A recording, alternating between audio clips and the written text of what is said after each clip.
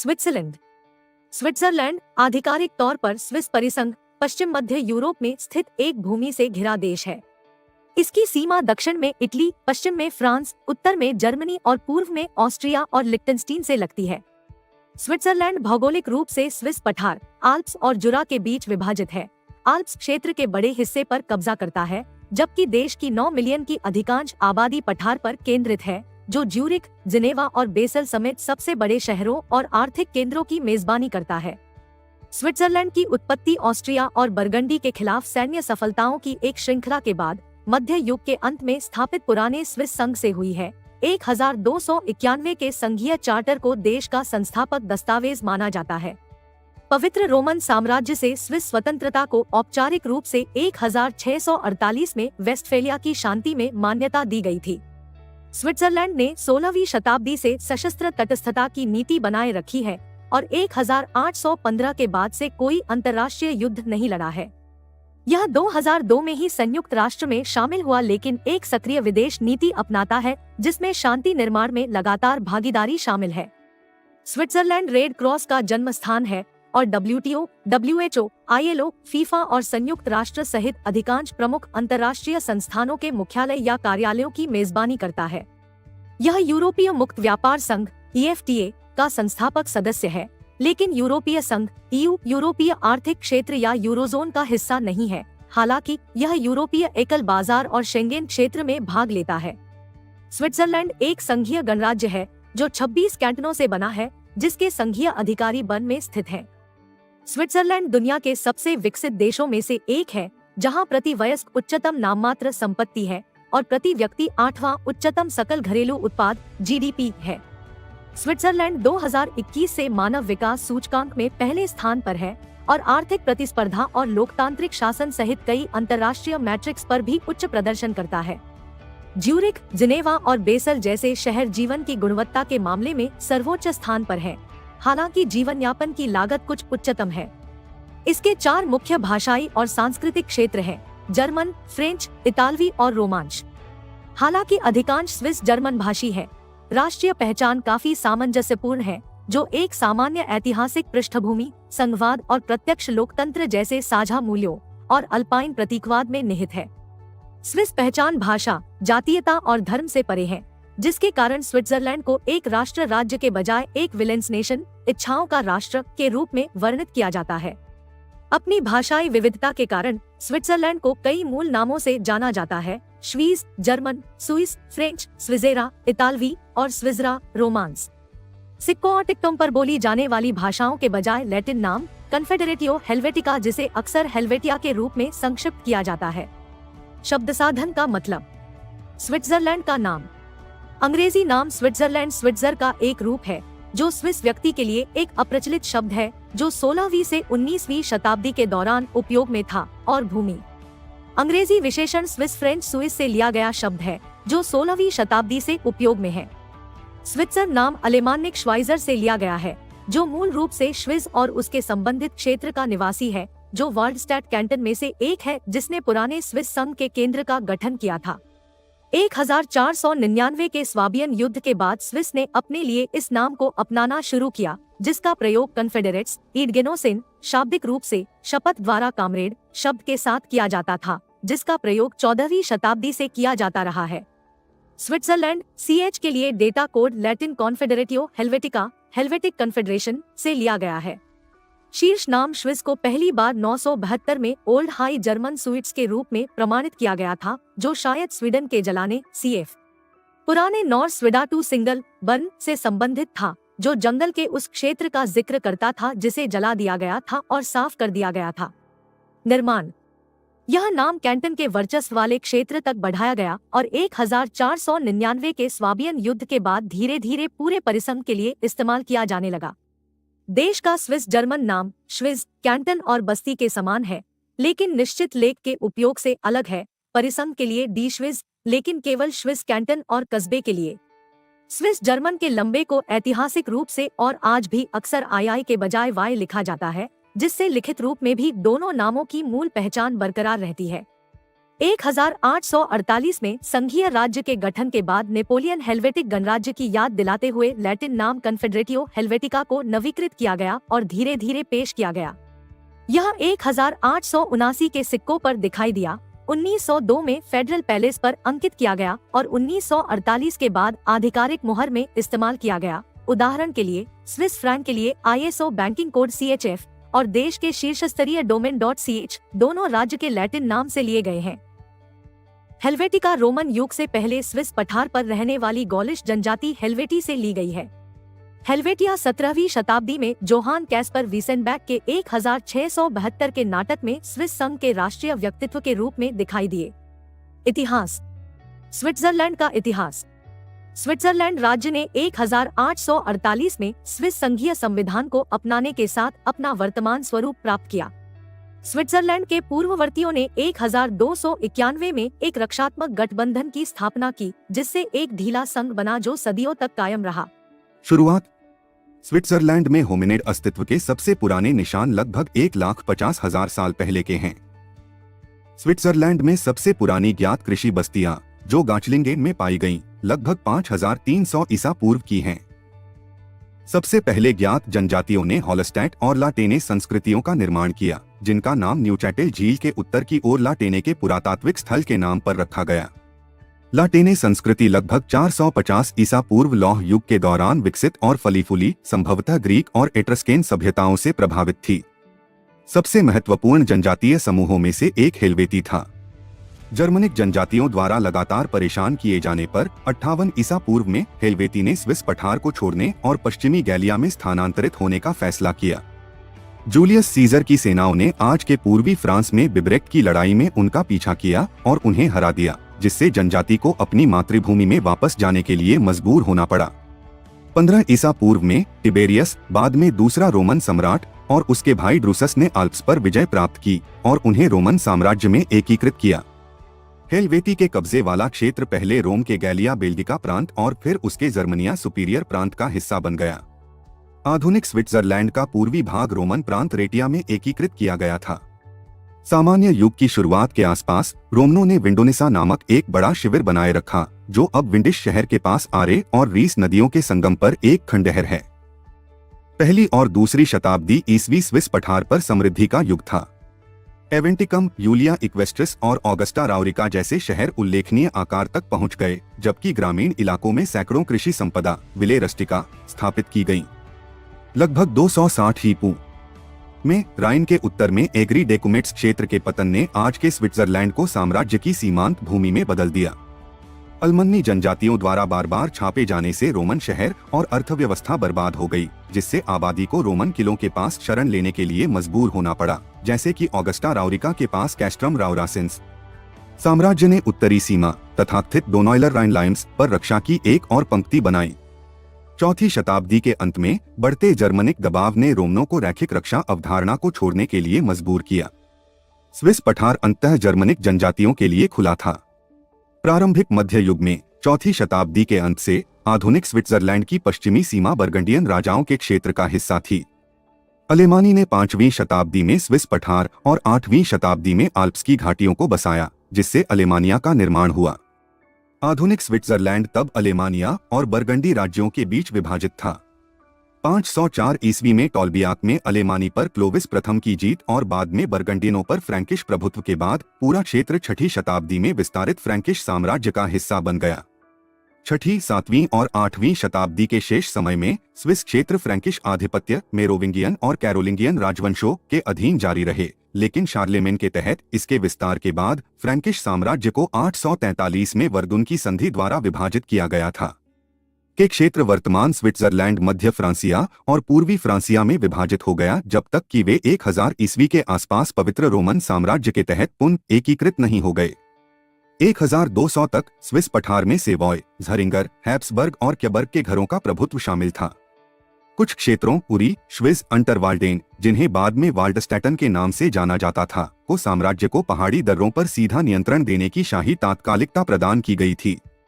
1263 में अपनी पुरुष वंशावली के विलुप्त होने के साथ 1264 ही में क्यबर्ग राजवंश का पतन हो गया।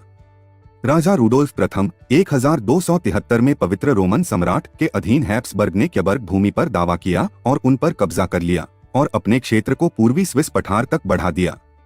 पुराना स्विस संघ ओल्ड स्विस कॉन्फेडरेसी मध्य आल्प्स के घाटी समुदायों के बीच एक गठबंधन था। संघ का संचालन विभिन्न छावनियों के कुलीनों और संरक्षकों द्वारा किया जाता था, जिन्होंने सामान्य हितों के प्रबंधन की सुविधा प्रदान की और पर्वतीय व्यापार मार्गों पर शांति सुनिश्चित की। 1291 के संघीय चार्टर को संघ का संस्थापक दस्तावेज माना जाता है, भले ही इसी तरह के गठबंधन दशकों पहले अस्तित्व में थे। दस्तावेज पर उरी, श्विस और अंटरवाल्डेन के ग्रामीण समुदायों के बीच सहमति हुई। 1353 तक 3 मूल छावनियां ग्लारस और जुग की छावनियों और ल्यूसर्न, ज्यूरिख और बर्न शहर राज्यों के साथ जुड़कर 8 राज्यों की पुरानी संघ बन गईं, जो 15वीं शताब्दी के अंत तक प्राप्त हुई।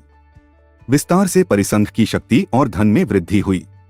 1460 तक संघियों ने राइन के दक्षिण और पश्चिम से लेकर आल्प्स और जुरा पहाड़ों तक के अधिकांश क्षेत्र को नियंत्रित कर लिया और रासायनिक और चिकित्सा अनुसंधान की परंपरा स्थापित करते हुए बेसल विश्वविद्यालय की स्थापना की गई। चिकित्सा संकाय के साथ 1470 के दशक के दौरान हैप्सबर्ग्स सेम-5 की लड़ाई, नेफेल्स की लड़ाई, Charles the Bold of Burgundy पर जीत और स्विस भाड़े के सैनिकों की सफलता के बाद इसमें वृद्धि हुई। 1499 में सम्राट मैक्सिमिलियन प्रथम की स्वाबियन लीग के खिलाफ स्वाबियन युद्ध में स्विस की जीत पवित्र रोमन साम्राज्य के भीतर वास्तविक स्वतंत्रता के समान थी। 1501 में बेसल और शेफहॉसेन ओल्ड स्विस कॉन्फेडरेसी में शामिल हो गए। इन प्रारंभिक युद्धों के दौरान संघ ने अजेयता की प्रतिष्ठा हासिल कर ली, लेकिन 1515 में मैरिग्नानो की लड़ाई में स्विस हार के साथ संघ के विस्तार को झटका लगा। इससे स्विस इतिहास का तथाकथित वीर युग समाप्त हो गया। 40 कुछ छावनियों में ज़्विंगली के सुधार की सफलता के कारण 1529 और 1531 में अंतरकैंटोनल धार्मिक संघर्ष कप्पेल के युद्ध हुए। इन आंतरिक युद्धों के 100 से अधिक वर्षों के बाद 1648 में वेस्टफेलिया की शांति के तहत यूरोपीय देशों ने पवित्र रोमन साम्राज्य से स्विट्जरलैंड की स्वतंत्रता और उसकी तटस्थता को मान्यता दी। स्विस इतिहास के प्रारंभिक आधुनिक काल के दौरान 30 साल के युद्ध के मद्देनजर वित्तीय संकट के साथ मिलकर कुलीन परिवारों के बढ़ते अधिनायकवाद ने 1653 के स्विस किसान युद्ध को जन्म दिया। इस संघर्ष की पृष्ठभूमि में कैथोलिक और प्रोटेस्टेंट छावनियों के बीच संघर्ष जारी रहा, जो 1656 में विल्मर्जेन के पहले युद्ध और 1712 में टोगेनबर्ग युद्ध या विल्मर्जेन के दूसरे युद्ध में और अधिक हिंसा में बदल गया। नेपोलियन युग 1798 में क्रांतिकारी फ्रांसीसी सरकार ने स्विट्जरलैंड पर आक्रमण किया और एक नया एकीकृत संविधान लागू किया। इसने देश की सरकार को केंद्रीकृत कर दिया, प्रभावी ढंग से छावनियों को समाप्त कर दिया। इसके अलावा मुल्हौसेन ने स्विट्जरलैंड छोड़ दिया और वाल्टेलिना घाटी सिसल्पाइन गणराज्य का हिस्सा बन गई। नया शासन, जिसे हेल्वेटिक गणराज्य के नाम से जाना जाता है, अत्यधिक अलोकप्रिय था। एक हमलावर विदेशी सेना ने सदियों की परंपरा को थोपा और नष्ट कर दिया, जिससे स्विट्जरलैंड एक फ्रांसीसी उपग्रह राज्य से ज्यादा कुछ नहीं रह गया। सितंबर 1798 में निडवाल्डेन विद्रोह का भयंकर फ्रांसीसी दमन फ्रांसीसी सेना की दमनकारी उपस्थिति और कब्जे के प्रति स्थानीय आबादी के प्रतिरोध का एक उदाहरण था। जब फ्रांस और उसके प्रतिद्वंद्वियों के बीच युद्ध छिड़ गया, तो रूसी और ऑस्ट्रियाई सेनाओं ने स्विट्जरलैंड पर आक्रमण कर दिया। स्विस ने हेल्वेटिक गणराज्य के नाम पर फ्रांसीसियों के साथ लड़ने से इनकार कर दिया। 1803 में नेपोलियन ने पेरिस में दोनों पक्षों के प्रमुख स्विस राजनेताओं की एक बैठक आयोजित की। मध्यस्थता अधिनियम का परिणाम था, जिसने बड़े पैमाने पर स्विस स्वायत्तता को बहाल किया और 19 कैंटनों का एक परिसंघ पेश किया। अब से स्विस राजनीति का अधिकांश हिस्सा केंद्रीय सरकार की आवश्यकता के साथ कैंटन की स्वशासन की परंपरा को संतुलित करने की चिंता होगी। 1815 में वियना की कांग्रेस ने स्विस स्वतंत्रता को पूरी तरह से फिर से स्थापित किया और यूरोपीय शक्तियों ने स्थायी स्विस तटस्थता को मान्यता दी। स्विस सैनिकों ने 1860 तक विदेशी सरकारों की सेवा की, जब वे गीता की घेराबंदी में लड़े। संधि ने स्विट्जरलैंड को वेलेस, न्यूचैटेल और जिनेवा की छावनियों के प्रवेश के साथ अपना क्षेत्र बढ़ाने की अनुमति दी। उसके बाद स्विट्जरलैंड की सीमाओं में केवल मामूली समायोजन देखा गया। संघीय राज्य देशभक्तों के लिए सत्ता की बहाली केवल अस्थायी थी। बार बार होने वाली हिंसक झड़पों के साथ अशांति की अवधि के बाद, जैसे कि 1839 का ज्यूरिपुच, 1847 में गृहयुद्ध सोंडरबंडस्क्रीग छिड़ गया, जब कुछ कैथोलिक छावनियों ने एक अलग गठबंधन सोंडरबंड स्थापित करने की कोशिश की। युद्ध 1 महीने से भी कम समय तक चला, जिसमें 100 से भी कम लोग हताहत हुए, जिनमें से अधिकांश मैत्रीपूर्ण गोलीबारी के कारण थे। सोंडरबंडस्क्रीग का स्विट्जरलैंड के मनोविज्ञान और समाज पर महत्वपूर्ण प्रभाव पड़ा। कौन? युद्ध ने अधिकांश स्विस लोगों को एकता और ताकत की आवश्यकता के बारे में आश्वस्त किया।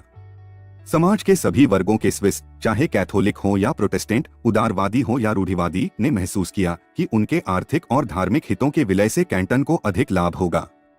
इस प्रकार, जबकि शेष यूरोप में क्रांतिकारी विद्रोह हुए, स्विस ने एक संविधान तैयार किया जो एक संघीय लेआउट प्रदान करता था। इसका अधिकांश भाग अमेरिकी उदाहरण से प्रेरित था। इस संविधान ने छावनियों को स्थानीय मुद्दों पर स्वशासन का अधिकार देते हुए केंद्रीय प्राधिकार प्रदान किया। उन लोगों को श्रेय देते हुए जिन्होंने कैंटन सोंडरबंड कांटोन की शक्ति का समर्थन किया। राष्ट्रीय असेंबली को एक उच्च सदन, राज्यों की परिषद, प्रति कैंटन 2 प्रतिनिधि, और एक निचले सदन, राष्ट्रीय परिषद, के बीच विभाजित किया गया, जिसमें से चुने गए प्रतिनिधि शामिल थे। देश भर में किसी भी संशोधन के लिए जनमत संग्रह अनिवार्य कर दिया गया। इस नए संविधान ने स्विट्जरलैंड में कुलीन वर्ग की कानूनी शक्ति को समाप्त कर दिया। वजन और माप की एक एकल प्रणाली शुरू की गई और 1850 में स्विस फ्रैंक स्विस एकल मुद्रा बन गया, जिसे 1934 में WIR फ्रैंक द्वारा पूरक किया गया। संविधान के अनुच्छेद 11 ने विदेश में सेवा करने के लिए सैनिकों को भेजने पर रोक लगा दी, जो विदेशी मुद्रा के अंत का प्रतीक है। सेवा। यह होली सी की सेवा की उम्मीद के साथ आया था और स्विस अभी भी 1860 में गीता की घेराबंदी में मौजूद स्विस गार्ड के साथ 2 सिसिली के फ्रांसिस द्वितीय की सेवा करने के लिए बाध्य थे। संविधान का एक महत्वपूर्ण खंड यह था कि यदि आवश्यक हो तो इसे पूरी तरह से फिर से लिखा जा सकता है। इस प्रकार इसे एक समय में एक संशोधन के बजाय समग्र रूप से विकसित करने में सक्षम बनाया जा सकता है। यह आवश्यकता जल्द ही स्वयं सिद्ध हो गई जब जनसंख्या में वृद्धि और उसके बाद हुई औद्योगिक क्रांति के कारण संविधान को तदनुसार संशोधित करने का आह्वान किया गया। जनसंख्या ने 1872 में प्रारंभिक मसौदे को अस्वीकार कर दिया, लेकिन संशोधनों के कारण 1874 में इसे स्वीकार कर लिया गया। इसने संघीय स्तर पर कानूनों के लिए वैकल्पिक जनमत संग्रह की शुरुआत की। इसने रक्षा, व्यापार और कानूनी मामलों के लिए संघीय जिम्मेदारी भी स्थापित की। 1891 में प्रत्यक्ष लोकतंत्र के असामान्य रूप से मजबूत तत्वों के साथ संविधान को संशोधित किया गया था, जो आज भी अद्वितीय है। आधुनिक इतिहास। किसी भी विश्व युद्ध के दौरान स्विट्जरलैंड पर आक्रमण नहीं किया गया था। प्रथम विश्व युद्ध के दौरान स्विट्जरलैंड क्रांतिकारी और सोवियत संघ के संस्थापक व्लादिमीर इलिच उलियानोव, व्लादिमीर लेनिन का घर था, जो 1917 तक वहां रहे। 1917 में अल्पकालिक ग्रिमहॉफमैन मामले से स्विस तटस्थता पर गंभीरता से सवाल उठाया गया था। 1920 में सैन्य आवश्यकताओं से छूट मिलने के बाद स्विट्जरलैंड राष्ट्र संघ में शामिल हो गया, जो जिनेवा में स्थित था। द्वितीय विश्व युद्ध के दौरान जर्मनों द्वारा विस्तृत आक्रमण योजनाएं तैयार की गईं, लेकिन स्विट्जरलैंड पर कभी हमला नहीं किया गया। स्विट्जरलैंड सैन्य निरोध, जर्मनी को रियायतें और अच्छे भाग्य के संयोजन के माध्यम से स्वतंत्र रहने में सक्षम था, क्योंकि युद्ध के दौरान बड़ी घटनाओं में हस्तक्षेप हुआ था। युद्ध की अवधि के लिए कमांडर इन चीफ नियुक्त जनरल हेनरी गुइसन ने सशस्त्र बलों की सामान्य लामबंदी का आदेश दिया। स्विस सैन्य रणनीति सीमाओं पर स्थिर रक्षा से बदलकर आल्प्स में ऊंचे स्थान पर मजबूत, अच्छी तरह से भंडारित पदों पर संगठित दीर्घकालिक शरण और वापसी में बदल गई, जिसे रेडवुड के नाम से जाना जाता है। स्विट्जरलैंड दोनों पक्षों द्वारा जासूसी के लिए एक महत्वपूर्ण आधार था और अक्सर धुरी और मित्र देशों के बीच संचार में मध्यस्थता करता था। स्विट्जरलैंड के व्यापार को मित्र राष्ट्रों और धुरी राष्ट्रों दोनों ने अवरुद्ध कर दिया था। आक्रमण की कथित संभावना और अन्य व्यापारिक साझेदारों की उपलब्धता के अनुसार नाजी जर्मनी को आर्थिक सहयोग और ऋण का विस्तार अलग अलग था। 1942 में विची फ्रांस के माध्यम से एक महत्वपूर्ण रेल लिंक के टूटने के बाद रियायतें चरम पर पहुंच गई, जिससे स्विट्जरलैंड लिक्टेनस्टीन के साथ एक्सिस नियंत्रित क्षेत्र द्वारा व्यापक दुनिया से पूरी तरह से अलग हो गया। युद्ध के दौरान स्विट्जरलैंड ने जिनेवा स्थित अंतर्राष्ट्रीय रेड क्रॉस की सहायता से 3 लाख से अधिक शरणार्थियों को नजरबंद कर दिया। सख्त आप्रवासन और शरण नीतियों और नाजी जर्मनी के साथ वित्तीय संबंधों ने 20वीं सदी के अंत में ही विवाद खड़ा कर दिया। युद्ध के दौरान स्विस वायुसेना ने दोनों पक्षों के विमानों को शामिल किया। मई और जून 1940 में 11 घुसपैठ करने वाले लुफ्टवाफे विमानों को मार गिराया। फिर जर्मनी से धमकियों के बाद नीति में बदलाव के बाद अन्य घुसपैठियों को मार गिराया। 100 से अधिक मित्र देशों के बमवर्षकों और उनके दल को नजरबंद कर दिया गया। 1940 और 1945 के बीच स्विट्जरलैंड पर मित्र राष्ट्रों द्वारा बमबारी की गई, जिससे मौतें हुई और संपत्ति की क्षति हुई। जिन शहरों और कस्बों पर बमबारी की गई उनमें बेसल, ब्रूसियो, चियासो, कॉर्नोल, जिनेवा, कोब्लेंस, नीडरवेनिंगेन, राफ्स, रेनेस, समेदान, शेफहाउसेन, स्टीन एम राइन, टेगरविलेन, थायनगेन, वाल्स और ज्यूरिक शामिल थे। मित्र देशों की सेनाओं ने कहा कि बमबारी, जिसने युद्ध के 96वें अनुच्छेद का उल्लंघन किया, नेविगेशन त्रुटियों, उपकरण विफलता, मौसम की स्थिति और पायलट त्रुटियों के परिणामस्वरूप हुई। स्विस ने डर और चिंता व्यक्त की कि बमबारी का उद्देश्य नाजी जर्मनी के साथ आर्थिक सहयोग और तटस्थता को समाप्त करने के लिए स्विट्जरलैंड पर दबाव डालना था। इंग्लैंड में कोर्ट मार्शल की कार्यवाही हुई। अमेरिका ने क्षतिपूर्ति के लिए SFR 62 176 433.06 का भुगतान किया। शरणार्थियों के प्रति स्विट्जरलैंड का रवैया जटिल और विवादास्पद था। युद्ध के दौरान इसने 3 लाख से अधिक शरणार्थियों को प्रवेश दिया, जबकि हजारों से अधिक को मना कर दिया, जिनमें नाजियों द्वारा सताए गए यहूदी भी शामिल थे। युद्ध के बाद स्विस सरकार ने श्वाइजरस्पेंडे नामक धर्मार्थ निधि के माध्यम से क्रेडिट निर्यात किया और यूरोप की वसूली में मदद करने के लिए मार्शल योजना को दान दिया। इन प्रयासों से अंततः स्विस अर्थव्यवस्था को लाभ हुआ। शीत युद्ध के दौरान स्विस अधिकारियों ने स्विस परमाणु बम के निर्माण पर विचार किया।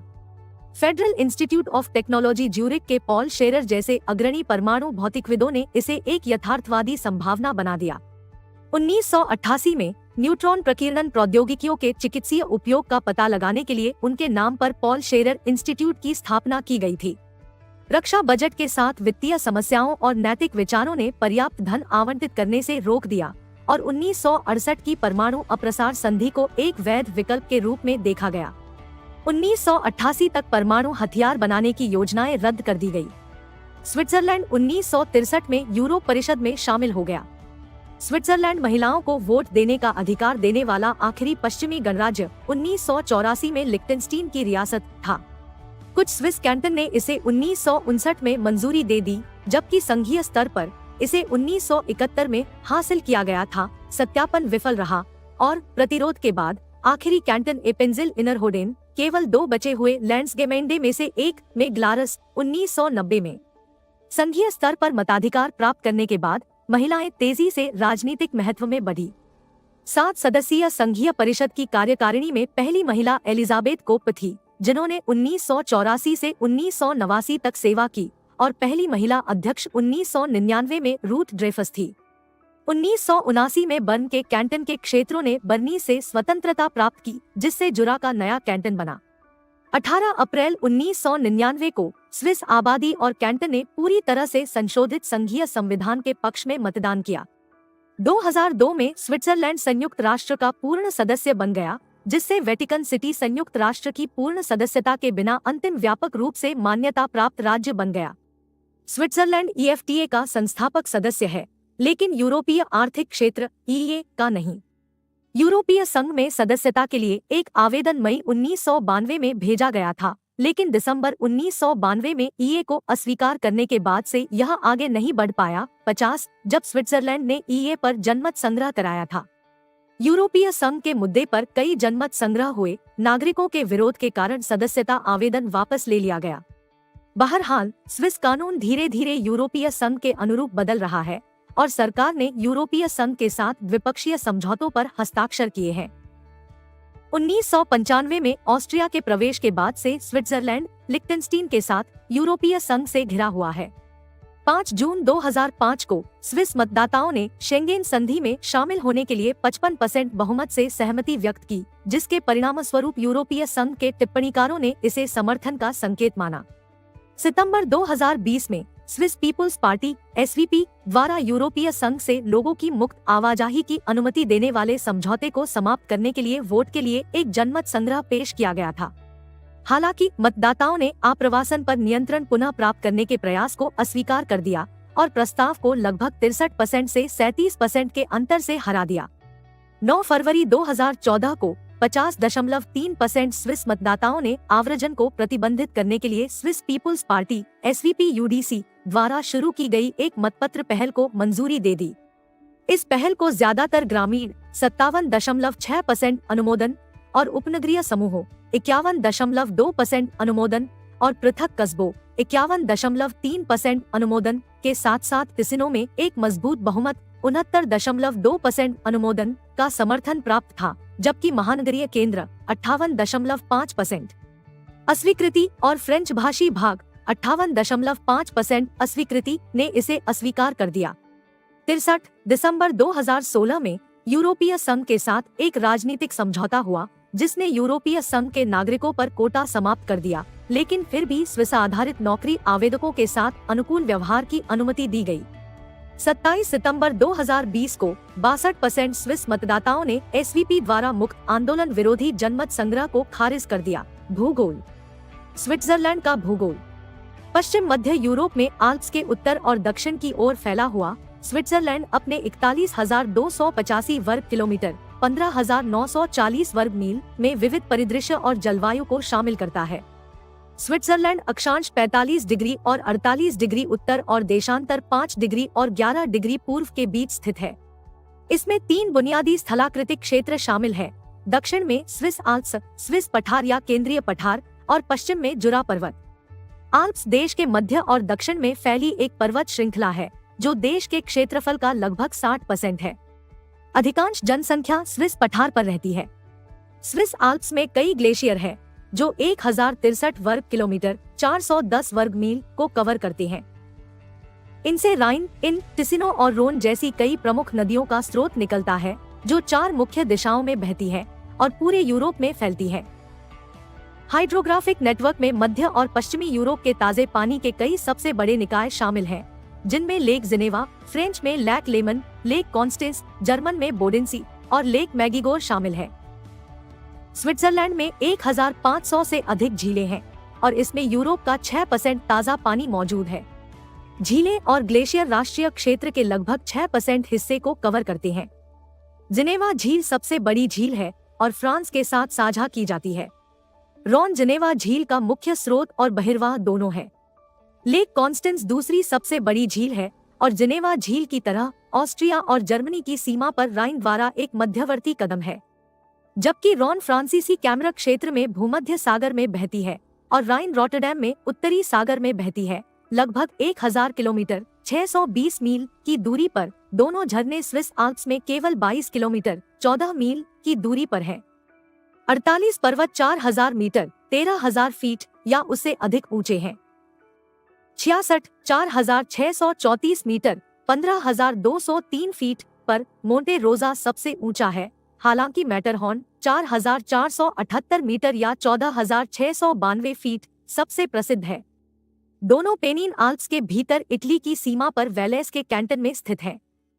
गहरी हिमनदी लॉटरब्रुन्नन घाटी के ऊपर बर्नीज आल्प्स का खंड, जिसमें 72 झरने हैं, जंगफ्राउ 4158 मीटर या 13,642 फीट, ईगर और मोज चोटियों और इसकी कई सुरम्य घाटियों के लिए प्रसिद्ध है। दक्षिण पूर्व में सेंट मोरिट्स को घेरने वाली लंबी एंगाडिन घाटी भी प्रसिद्ध है। पड़ोसी बर्निना आल्प्स की सबसे ऊंची चोटी पिस बर्निना 4049 मीटर या 13,284 फीट है। स्विस पठार में अधिक खुले और पहाड़ी परिदृश्य है। आंशिक रूप से जंगल, आंशिक रूप से खुले चरागाह, आमतौर पर चरने वाले झुंड या सब्जियों और फलों के खेत, लेकिन यह अभी भी पहाड़ी है। वहाँ बड़ी बड़ी झीलें और सबसे बड़े स्विस शहर पाए जाते हैं। स्विट्जरलैंड में 2 छोटे एन्क्लेव हैं। बुसिंगन जर्मनी से संबंधित है, जबकि कैंपियोन d'Italia इटली से संबंधित है। स्विट्जरलैंड में कोई एक्सक्लेव नहीं है। जलवायु। स्विस जलवायु आमतौर पर समशीतोष्ण है, लेकिन विभिन्न इलाकों में बहुत भिन्न हो सकती है। पहाड़ों की चोटियों पर हिमनद की स्थिति से लेकर स्विट्जरलैंड के दक्षिणी सिरे पर भूमध्यसागरीय जलवायु तक। स्विट्जरलैंड के दक्षिणी भाग में कुछ घाटी क्षेत्रों में ठंडे प्रतिरोधी ताड़ के पेड़ पाए जाते हैं। ग्रीष्मकाल कभी कभी गर्म और आर्द्र होता है और समय समय पर वर्षा होती है, जो चारागाहों के लिए आदर्श है। पहाड़ों में कम आर्द्र सर्दियों में स्थिर स्थितियों के सप्ताह लंबे अंतराल देखने को मिल सकते हैं। साथ ही निचली भूमियां ऐसी अवधियों के दौरान उल्टाव से पीड़ित होती है, जिससे सूर्य छिप जाता है। मौसम की एक घटना जिसे फोहन चिनूक हवा के समान प्रभाव के साथ के रूप में जाना जाता है, किसी भी समय हो सकती है और अप्रत्याशित रूप से गर्म हवा की विशेषता है जो दक्षिण की ओर ढलानों पर वर्षा अवधि के दौरान आल्प्स के उत्तर में कम सापेक्ष आर्द्रता वाली हवा लाती है। यह आल्प्स में दोनों तरीकों से काम करता है, लेकिन आने वाली हवा के लिए तेज कदम के कारण दक्षिण से बहने पर यह अधिक कुशल है। घाटियां फैली है दक्षिण से उत्तर सबसे अच्छा प्रभाव सक्रिय करती है। सबसे शुष्क स्थितियां सभी आंतरिक अल्पाइन घाटियों में बनी रहती है, जहां कम वर्षा होती है क्योंकि आने वाले बादल इन क्षेत्रों तक पहुंचने से पहले पहाड़ों को पार करते समय अपनी नमी की मात्रा खो देते हैं। ग्रुबंडेन जैसे बड़े अल्पाइन क्षेत्र पूर्व अल्पाइन क्षेत्रों की तुलना में शुष्क रहते हैं और वैलेस की मुख्य घाटी की तरह वाइन अंगूर वहां उगाए जाते हैं। सबसे अधिक आर्द्र परिस्थितियां उच्च आल्प्स और टिसिनो कैंटन में बनी रहती है, जहां बहुत अधिक धूप होती है फिर भी समय समय पर भारी वर्षा होती है। वर्षा पूरे वर्ष मध्यम रूप से फैली रहती है, गर्मियों में चरम पर होती है। शरद ऋतु सबसे शुष्क मौसम है, सर्दियों में गर्मियों की तुलना में कम वर्षा होती है, फिर भी स्विट्जरलैंड में मौसम का पैटर्न स्थिर जलवायु प्रणाली में नहीं है। वे बिना किसी सख्त और पूर्वानुमेय अवधि के साल दर साल भिन्न हो सकते हैं। पर्यावरण। स्विट्जरलैंड में दो स्थलीय पारिस्थितिक क्षेत्र हैं, पश्चिमी यूरोपीय चौड़ी पत्ती वाले वन और आल्प्स शंकुधारी और मिश्रित वन। स्विट्जरलैंड की कई छोटी छोटी घाटियां जो ऊंचे पहाड़ों से अलग है, अक्सर अद्वितीय पारिस्थितिकी की मेजबानी करती है। पर्वतीय क्षेत्र स्वयं पौधों की एक समृद्ध श्रृंखला प्रदान करते हैं जो अन्य ऊंचाई पर नहीं पाए जाते हैं। अल्पाइन क्षेत्र की जलवायु, भूवैज्ञानिक और स्थलाकृतिक परिस्थितियां एक नाजुक पारिस्थितिकी तंत्र बनाती है जो विशेष रूप से जलवायु परिवर्तन के प्रति संवेदनशील है। 2014 के पर्यावरण प्रदर्शन सूचकांक के अनुसार पर्यावरणीय सार्वजनिक स्वास्थ्य पर अपने उच्च स्कोर, ऊर्जा के नवीकरणीय स्रोतों, पनबिजली और भूतापीय ऊर्जा पर इसकी भारी निर्भरता के कारण स्विट्जरलैंड पर्यावरण की सुरक्षा में 132 देशों में पहले स्थान पर है और इसका ग्रीनहाउस गैस उत्सर्जन का स्तर 2020 में यह 180 देशों में से तीसरे स्थान पर था। देश ने 1990 के स्तर की तुलना में 2030 तक जीएचजी उत्सर्जन में 50% की कटौती करने का वादा किया है और 2050 तक शून्य उत्सर्जन तक पहुंचने की योजना है। हालांकि स्विट्जरलैंड में जैव क्षमता तक पहुंच विश्व औसत से बहुत कम है। 2016 में स्विट्जरलैंड के क्षेत्र में प्रति व्यक्ति जैव क्षमता 1.0 हेक्टेयर थी, जो विश्व औसत 1.6 से 40% कम है। इसके विपरीत 2016 में स्विस खपत के लिए 4.6 हेक्टेयर जैव क्षमता की आवश्यकता थी। उनका पारिस्थितिक पदचिह्न स्विस क्षेत्र जितना समर्थन कर सकता है उससे 4.6 गुना अधिक। शेष अन्य देशों और साझा संसाधनों जैसे ग्रीनहाउस गैस उत्सर्जन से प्रभावित वातावरण से आता है। स्विट्जरलैंड का 2019 फॉरेस्ट लैंडस्केप इंटीग्रिटी इंडेक्स का औसत स्कोर 3.53 था, जो इसे 172 देशों में से विश्व स्तर पर 150वें स्थान पर रखता है। शहरीकरण। स्विट्जरलैंड के शहर लगभग 85% जनसंख्या शहरी क्षेत्रों में रहती है। स्विट्जरलैंड 1930 से 2000 तक एक बड़े पैमाने पर ग्रामीण देश से शहरी देश बन गया। 1935 के बाद शहरी विकास ने स्विस परिदृश्य का उतना ही दावा किया जितना कि पिछले 2000 वर्षों के दौरान किया था। शहरी फैलाव पठार, जुरा और अल्पाइन तलहटी को प्रभावित करता है, जिससे भूमि उपयोग के बारे में चिंताएं बढ़ जाती है। 21वीं सदी के दौरान शहरी क्षेत्रों में जनसंख्या वृद्धि ग्रामीण इलाकों की तुलना में अधिक है। स्विट्जरलैंड में पूरक बड़े, मध्यम और छोटे शहरों का घना नेटवर्क है। पठार घनी आबादी वाला है और प्रति किमी 2 पर लगभग 400 लोग रहते हैं और परिदृश्य मानव उपस्थिति के निर्बाध संकेत दिखाता है। सबसे बड़े महानगरीय क्षेत्रों ज्यूरिख, जिनेवा, लोजिन, बेसल और बर्न का वजन बढ़ने लगता है। इन शहरी क्षेत्रों का महत्व उनकी आबादी से कहीं अधिक है। ये शहरी केंद्र अपने उच्च गुणवत्ता वाले जीवन के लिए पहचाने जाते हैं। 2019 में औसत जनसंख्या घनत्व 215.2 निवासी प्रति वर्ग किलोमीटर 557 वर्ग मील था। क्षेत्रफल के हिसाब से सबसे बड़े कैंटन ग्रुबंडेन में, जो पूरी तरह से आल्प्स में स्थित है, जनसंख्या घनत्व 28.0 निवासी प्रति वर्ग किलोमीटर 73 वर्ग मील तक गिर जाता है। 84-30 अपनी बड़ी शहरी राजधानी के साथ ज्यूरिख के कैंटन में घनत्व 926.8 प्रति वर्ग किलोमीटर 400 वर्ग मील है। सरकार और राजनीति। स्विट्जरलैंड की राजनीति। 1848 में अपनाया गया संघीय संविधान स्विट्जरलैंड के संघीय राज्य का कानूनी आधार है। 1999 में एक नया स्विस संविधान अपनाया गया जिसने संघीय ढांचे में उल्लेखनीय परिवर्तन नहीं किए। यह सार्वजनिक मामलों में व्यक्तियों और नागरिकों की भागीदारी के अधिकारों को रेखांकित करता है, परिसंघ और छावनियों के बीच शक्तियों को विभाजित करता है और संघीय क्षेत्राधिकार और प्राधिकरण को परिभाषित करता है। 3 मुख्य निकाय संघीय स्तर पर शासन करते हैं: द्विसदनीय संसद, विधान, संघीय परिषद, कार्यकारी और संघीय न्यायालय, न्यायिक। संसद। स्विस संसद में 2 सदन होते हैं: राज्यों की परिषद जिसमें 46 प्रतिनिधि होते हैं, प्रत्येक कैंटन से 2 और प्रत्येक आधे कैंटन से 1, जो प्रत्येक कैंटन द्वारा निर्धारित प्रणाली के तहत चुने जाते हैं, और राष्ट्रीय परिषद जिसमें 200 सदस्य होते हैं, जो प्रत्येक कैंटन की जनसंख्या को दर्शाते हुए आनुपातिक प्रतिनिधित्व प्रणाली के तहत चुने जाते हैं। सदस्य 4 साल के लिए अंशकालिक सेवा करते हैं, एक मिली सिस्टम या नागरिक विधायिका। जब दोनों सदन संयुक्त सत्र में होते हैं तो उन्हें सामूहिक रूप से संघीय विधानसभा के रूप में जाना जाता है। जनमत संग्रह के माध्यम से नागरिक संसद द्वारा पारित किसी भी कानून को चुनौती दे सकते हैं और पहल के माध्यम से संघीय संविधान में संशोधन पेश कर सकते हैं, जिससे स्विट्जरलैंड एक प्रत्यक्ष लोकतंत्र बन जाएगा। संघीय परिषद। संघीय परिषद संघीय सरकार, संघीय प्रशासन को निर्देशित करती है और राज्य के सामूहिक प्रमुख के रूप में कार्य करती है। यह 7 सदस्यों का एक कॉलेजियम निकाय है जिसे संघीय असेंबली द्वारा 4 साल के कार्यकाल के लिए चुना जाता है, जो परिषद की देखरेख भी करता है। परिसंघ के अध्यक्ष का चुनाव विधानसभा द्वारा 7 सदस्यों में से पारंपरिक रूप से रोटेशन में और 1 साल के कार्यकाल के लिए किया जाता है। राष्ट्रपति सरकार की अध्यक्षता करता है और प्रतिनिधि कार्यों को निष्पादित करता है। राष्ट्रपति एक प्रधान व्यक्ति होता है जिसके पास कोई अतिरिक्त शक्तियां नहीं होती और वह प्रशासन के भीतर एक विभाग का प्रमुख बना रहता है। सरकार 1959 से 4 प्रमुख राजनीतिक दलों का गठबंधन रही है। प्रत्येक पार्टी के पास कई सीटें हैं, जो मोटे तौर पर संघीय संसद में मतदाताओं और प्रतिनिधित्व में उसकी हिस्सेदारी को दर्शाती है। 1959 से 2003 तक 2 CVP PDC, 2 SPS PSS, 2 FDP PRD और 1 SVP UDC का क्लासिक वितरण जादुई फॉर्मूला के रूप में जाना जाता था। 2015 के संघीय परिषद चुनावों के बाद संघीय परिषद की 7 सीटें इस प्रकार वितरित की गई: सेंटर पार्टी डाई मिट्टे के लिए 1 seat, free democratic party FDP PRD के लिए 2 सीटें, social democratic party SPS PSS के लिए 2 सीटें, Swiss People's party SVP UDC के लिए 2 सीटें। Supreme court. संघीय सर्वोच्च न्यायालय का कार्य कैंटोनल या संघीय अदालतों के फैसलों के खिलाफ अपील सुनना है। न्यायाधीशों को संघीय विधानसभा द्वारा 6 साल के लिए चुना जाता है। प्रत्यक्ष लोकतंत्र। स्विट्जरलैंड में मतदान। प्रत्यक्ष लोकतंत्र और संघवाद स्विस राजनीतिक व्यवस्था की पहचान है।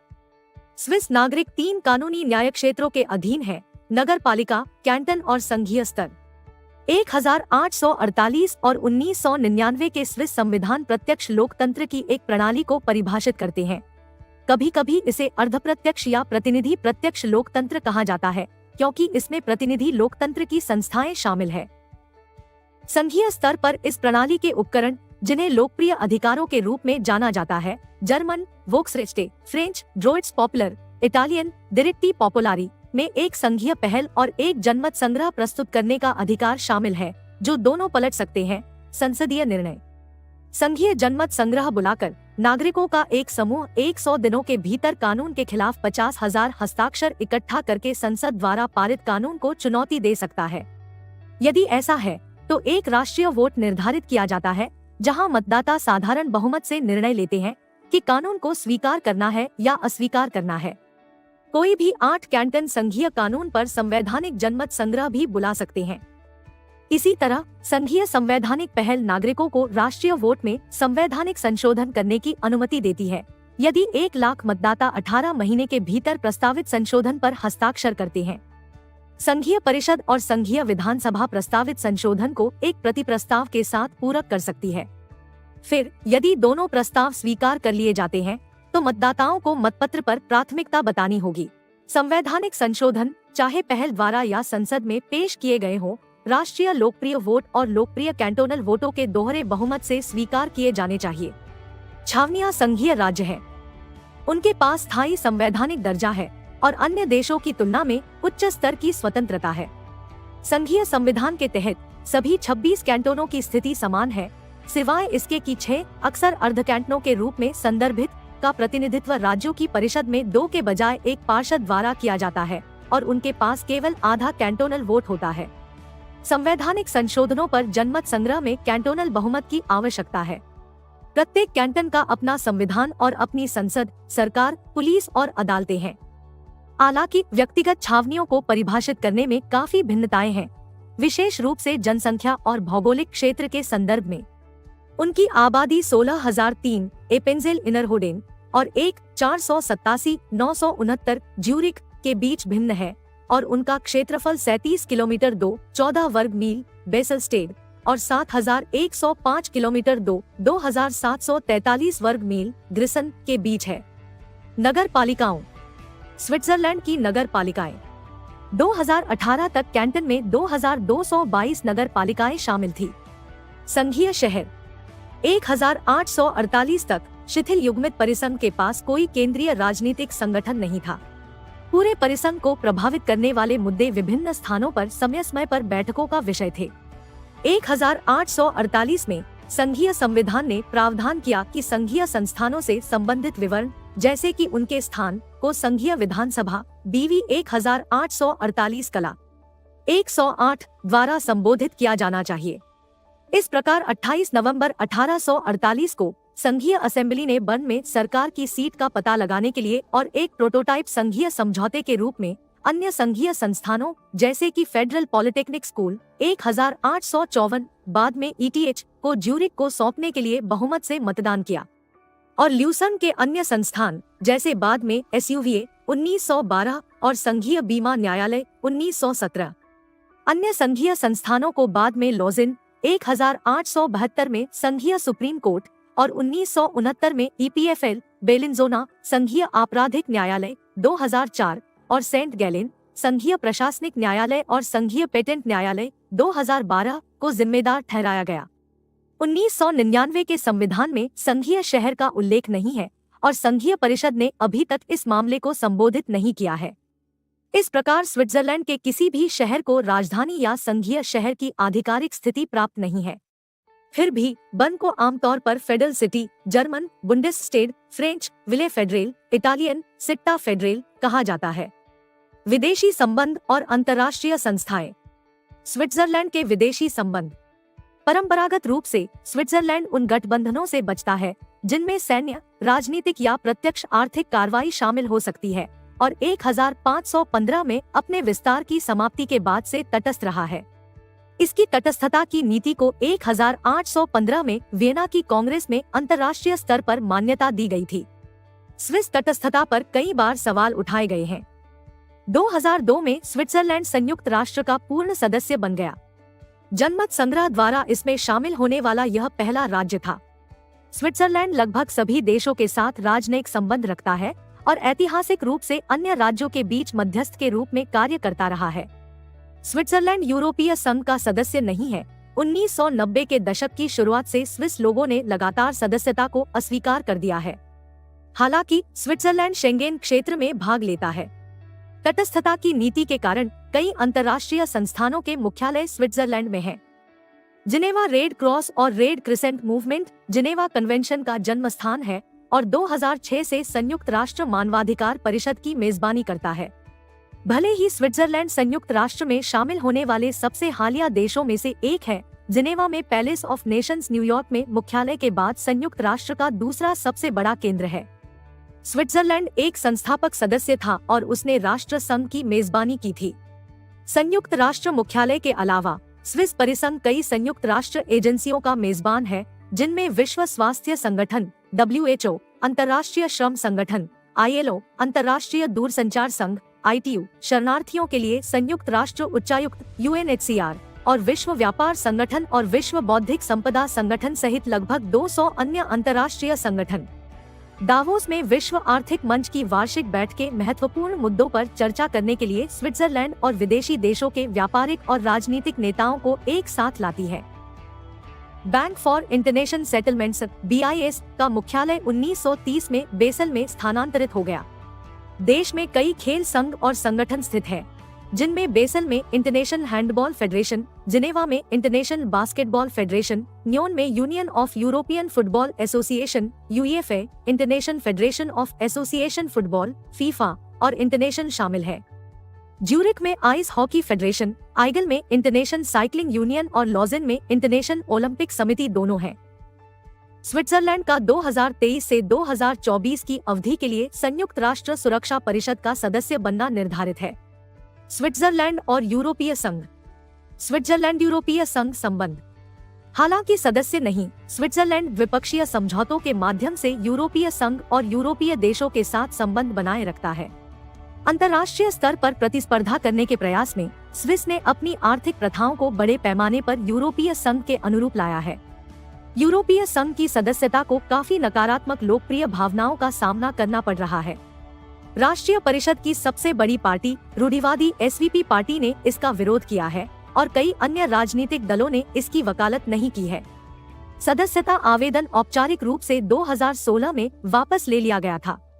पश्चिमी फ्रेंच भाषी क्षेत्र और देश के बाकी हिस्सों के शहरी क्षेत्र अधिक यूरोपीय संघ समर्थक हैं, लेकिन आबादी का एक महत्वपूर्ण हिस्सा नहीं बनाते हैं। एक एकीकरण कार्यालय विदेश मामलों के विभाग और आर्थिक मामलों के विभाग के तहत संचालित होता है।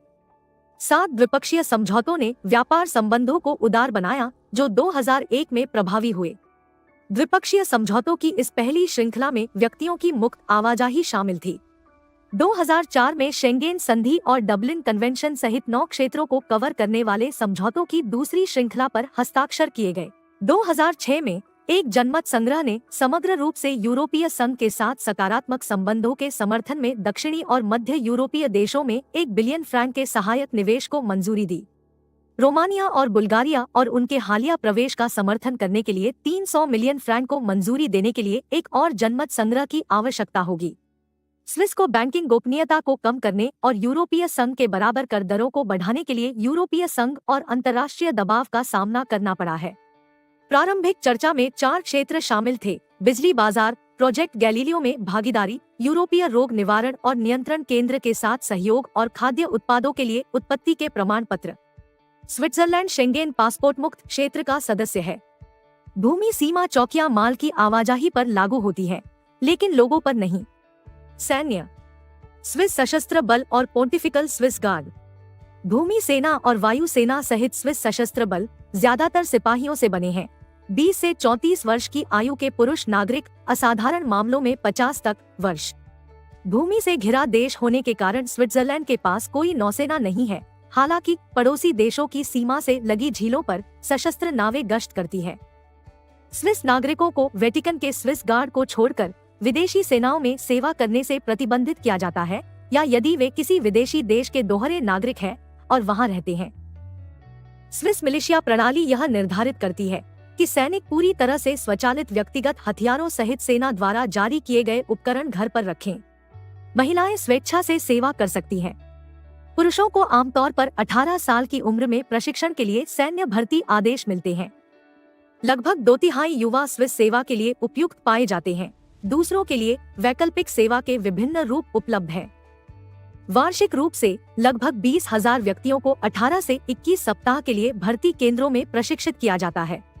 सुधार आर्मी 21 को 2003 में लोकप्रिय वोट द्वारा आर्मी 95 इंच के स्थान पर अपनाया गया, जिससे रोल 4 लाख से घटकर लगभग 2 लाख हो गया। उनमें से 1,20,000 आवधिक सेना प्रशिक्षण में सक्रिय है और 80,000 गैर प्रशिक्षण रिजर्व है। सेना का नवीनतम सुधार वीटेरentwicklung der आर्मी WEA अंग्रेजी सेना का आगे का विकास 2018 में शुरू हुआ और 2022 के अंत तक सेना के जवानों की संख्या को घटाकर 1 लाख करने की उम्मीद थी।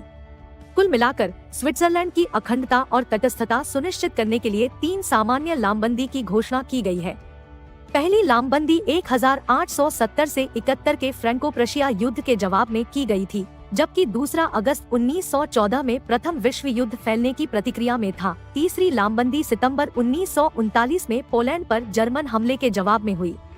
अपनी तटस्थता नीति के कारण स्विस सेना अन्य देशों में सशस्त्र संघर्षों में भाग नहीं लेती है, लेकिन कुछ शांति मिशनों में शामिल होती है। 2000 से सशस्त्र बल विभाग ने उपग्रह संचार की निगरानी के लिए ओनिक्स खुफिया जानकारी एकत्र करने की प्रणाली बनाए रखी है। स्विट्जरलैंड में बंदूक की राजनीति यूरोप में अनोखी है, क्योंकि 3.5 मिलियन बंदूकें नागरिकों के हाथों में हैं, जिससे देश में प्रति 100 लोगों पर 28 से 41 बंदूकें होने का अनुमान है। लघु शस्त्र सर्वेक्षण के अनुसार सेना के पास केवल 3,24,484 बंदूकें हैं। केवल 1,43,372 सैनिकों के हाथ में है। हालांकि गोला बारूद अब जारी नहीं किया जाता है। अर्थव्यवस्था और श्रम कानून। स्विट्जरलैंड की अर्थव्यवस्था और स्विट्जरलैंड का आर्थिक इतिहास। स्विट्जरलैंड की अर्थव्यवस्था स्थिर, समृद्ध और उच्च तकनीक वाली है। कई रैंकिंग में यह प्रति व्यक्ति दुनिया का सबसे धनी देश है।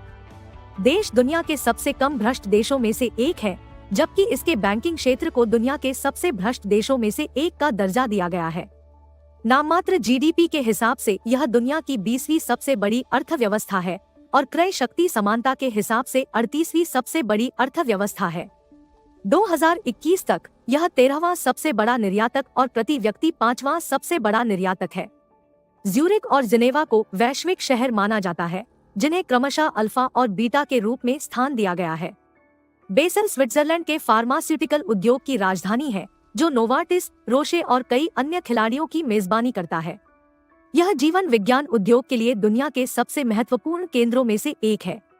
आर्थिक स्वतंत्रता सूचकांक 2023 में स्विट्जरलैंड की दूसरी सबसे ऊंची वैश्विक रेटिंग थी, जबकि यह महत्वपूर्ण सार्वजनिक सेवाएं भी प्रदान करता था। प्रति व्यक्ति आधार पर नाममात्र जीडीपी बड़ी पश्चिमी और मध्य यूरोपीय अर्थव्यवस्थाओं और जापान की तुलना में अधिक है, जबकि क्रय शक्ति के लिए समायोजित स्विट्जरलैंड 2017 में 11वें स्थान पर था, 2018 में 5वें स्थान पर था और 2020 में 9वां। 2016 विश्व आर्थिक मंच की वैश्विक प्रतिस्पर्धात्मकता रिपोर्ट ने स्विट्जरलैंड की अर्थव्यवस्था को दुनिया की सबसे प्रतिस्पर्धी अर्थव्यवस्था के रूप में स्थान दिया। 2019 तक यह विश्व स्तर पर 5वें स्थान पर है। यूरोपीय संघ ने 2023 में ग्लोबल इनोवेशन इंडेक्स में इसे यूरोप का सबसे नवोन्मेषी देश और सबसे नवोन्मेषी देश का लेबल दिया, जैसा कि उसने 2022, 2021, 2020 और 2019 में किया था। व्यापार करने में आसानी सूचकांक में यह 189 देशों में से 20वें स्थान पर है। 1990 के दशक और 2000 के दशक की शुरुआत में स्विट्जरलैंड की धीमी वृद्धि ने आर्थिक सुधारों और यूरोपीय संघ के साथ सामंजस्य के लिए समर्थन बढ़ा दिया। 2020 में आईएमडी ने कुशल श्रमिकों को आकर्षित करने में स्विट्जरलैंड को पहले स्थान पर रखा। 20वीं शताब्दी के अधिकांश समय में स्विट्जरलैंड काफी अंतर प्रति व्यक्ति सकल घरेलू उत्पाद के हिसाब से यूरोप का सबसे धनी देश था। सकल घरेलू उत्पाद के प्रतिशत के रूप में स्विट्जरलैंड का खाता शेष दुनिया के सबसे बड़े खातों में से एक है। 2018 में बेसल सिटी के कैंटन में जुग और जिनेवा से आगे प्रति व्यक्ति सकल घरेलू उत्पाद सबसे अधिक था। क्रेडिट सुइस के अनुसार केवल 37% निवासियों के पास अपने घर हैं, जो यूरोप में घर के स्वामित्व की सबसे कम दरों में से एक है। 2007 में आवास और खाद्य मूल्य स्तर EU25 सूचकांक का 171% और 145% था, जबकि जर्मनी में यह 113% और 104% था। स्विट्जरलैंड कई बड़ी बहुराष्ट्रीय निगमों के लिए आवास है। राजस्व के हिसाब से सबसे बड़े हैं Glencore, Gunvor, Nestle, Mediterranean Shipping Company, Novartis, Hoffmann La Roche, ABB, Mercuria Energy Group और एडेको। इसके अलावा UBS AG, Zurich Financial Services, Richemont, Credit Suisse, Barry Callebaut, Swiss Re, Rolex, Tetra Pak, the Swatch Group और Swiss International Airlines भी उल्लेखनीय है। Switzerland का सबसे महत्वपूर्ण आर्थिक क्षेत्र विनिर्माण है। निर्मित उत्पादों में विशेष रसायन, स्वास्थ्य और फार्मास्यूटिकल सामान, वैज्ञानिक और सटीक माप उपकरण और संगीत वाद्ययंत्र शामिल है। सबसे बड़े निर्यातित सामान रसायन, निर्यात किए गए सामान का 34%, मशीनें इलेक्ट्रॉनिक्स 20.9% और सटीक उपकरण घड़ियां 16.9% है। सेवा क्षेत्र विशेष रूप से बैंकिंग और बीमा, वस्तु व्यापार, पर्यटन और अंतर्राष्ट्रीय संगठन स्विट्जरलैंड के लिए एक और महत्वपूर्ण उद्योग है। निर्यातित सेवाओं की मात्रा निर्यात का 1/3 है। कृषि संरक्षणवाद स्विट्जरलैंड की मुक्त व्यापार नीतियों का एक दुर्लभ अपवाद उच्च खाद्य कीमतों में योगदान देता है। OECD के अनुसार उत्पाद बाजार उदारीकरण कई यूरोपीय देशों से पीछे चल रहा है। कृषि के अलावा यूरोपीय संघ और स्विट्जरलैंड के बीच आर्थिक और व्यापार बाधाएं न्यूनतम हैं और स्विट्जरलैंड के कई देशों के साथ मुक्त व्यापार समझौते हैं। स्विट्जरलैंड यूरोपीय मुक्त व्यापार संघ EFTA का सदस्य है। स्विट्जरलैंड को सहकारिता की भूमि माना जाता है, जिसमें 10 सबसे बड़ी सहकारी कंपनियों का 2018 में सकल घरेलू उत्पाद का 11% से अधिक हिस्सा है। इनमें स्विट्जरलैंड की 2 सबसे बड़ी खुदरा कंपनियां माइग्रोस और कॉप शामिल है। कराधान और सरकारी खर्च। स्विट्जरलैंड में कराधान। स्विट्जरलैंड एक टैक्स हेवन है। निजी क्षेत्र की अर्थव्यवस्था हावी है। इसमें कर की दरें कम है। कर राजस्व और सकल घरेलू उत्पाद का अनुपात विकसित देशों में सबसे छोटे में से एक है। 2010 में स्विस संघीय बजट 62.8 बिलियन स्विस फ्रैंक तक पहुंच गया, जो सकल घरेलू उत्पाद का 11.35% था। हालांकि कैंटन और नगर पालिका बजट को संघीय बजट के हिस्से के रूप में नहीं गिना जाता है। कुल सरकारी खर्च सकल घरेलू उत्पाद के 33.8% के करीब है। संघीय सरकार के लिए आय के मुख्य स्रोत मूल्य वर्धित कर राजस्व का 33% और प्रत्यक्ष संघीय कर 29% है। व्यय के मुख्य क्षेत्र सामाजिक कल्याण और वित्त कर है। स्विस परिसंघ का व्यय 1960 में सकल घरेलू उत्पाद के 7% से बढ़कर 1990 में 9.7% और 2010 में 10.7% हो गया है, जबकि सामाजिक कल्याण और वित्त क्षेत्र और कर 1990 में 35% से बढ़कर 2010 में 48.2% हो गया, जो एक महत्वपूर्ण है। कृषि और राष्ट्रीय रक्षा में व्यय में कमी हो रही है, 26.5% से 12.4% वर्ष 2015 के लिए अनुमान। श्रम बल। स्विट्जरलैंड में आप्रवासन। स्विट्जरलैंड में 50 लाख से थोड़ा अधिक लोग काम करते हैं। 2004 में लगभग 25% कर्मचारी एक ट्रेड यूनियन से संबंधित थे। स्विट्जरलैंड में पड़ोसी देशों की तुलना में अधिक लचीला श्रम बाजार है और बेरोजगारी दर लगातार कम है। बेरोजगारी दर जून 2000 में 1.7% से बढ़कर दिसंबर 2009 में 4.4% हो गई। फिर 2014 में यह घटकर 3.2% हो गई और कई वर्षों तक स्थिर रही। इससे पहले कि 2018 में यह गिरकर 2.5% और 2.3% हो गई। 2019 जनसंख्या वृद्धि शुद्ध आप्रवासन से 2004 में जनसंख्या का 0.52% तक पहुंच गई, जो बाद के वर्षों में बढ़ी और 2017 में फिर से 0.54% तक गिर गई। 2015 में विदेशी नागरिक जनसंख्या 28.9% थी, लगभग ऑस्ट्रेलिया जैसा ही। 2016 में स्विट्जरलैंड में औसत मासिक सकल आय 6,502 फ्रैंक प्रति माह, 6,597 US प्रति माह के बराबर थी। किराया, कर और पेंशन योगदान, साथ ही वस्तुओं और सेवाओं पर खर्च के बाद औसत परिवार के पास अपनी सकल आय का लगभग 15% बचत के लिए बचा रहता है। हालांकि 61% आबादी औसत आय से कम कमाती है। 29.7 के गिनी गुणांक के साथ आय असमानता अपेक्षाकृत कम है, जो स्विट्जरलैंड को शीर्ष 20 देशों में रखती है। 2015 में सबसे अमीर 1% के पास 35% संपत्ति थी। 2019 में संपत्ति असमानता बढ़ी। लगभग 8.2% आबादी राष्ट्रीय गरीबी रेखा से नीचे रहती है, जिसे स्विट्जरलैंड में 2 वयस्कों और 2 बच्चों वाले परिवार के लिए प्रति माह 3,990 स्विस फ्रांक से कम कमाई के रूप में परिभाषित किया गया है और अतिरिक्त 15% गरीबी के जोखिम में है। एकल माता पिता वाले परिवार, जिनके पास अनिवार्य शिक्षा नहीं है और जो बेरोजगार हैं, उनके गरीबी रेखा से नीचे रहने की सबसे अधिक संभावना है। हालांकि काम को गरीबी से बाहर निकलने का रास्ता माना जाता है, लेकिन लगभग 4.3% को कामकाजी गरीब माना जाता है। स्विट्जरलैंड में 10 में से 1 नौकरी को कम वेतन वाली माना जाता है। लगभग 12% स्विस कर्मचारी ऐसी नौकरियां रखते हैं जिनमें से कई महिलाएं और विदेशी हैं। शिक्षा और विज्ञान। स्विट्जरलैंड में शिक्षा और स्विट्जरलैंड में विज्ञान और प्रौद्योगिकी। स्विट्जरलैंड में शिक्षा विविध है क्योंकि स्विट्जरलैंड का संविधान स्कूल प्रणाली के संचालन को छावनियों को सौंपता है। सार्वजनिक और निजी स्कूल उपलब्ध हैं, जिनमें कई निजी अंतर्राष्ट्रीय स्कूल भी शामिल है। प्राथमिक शिक्षा।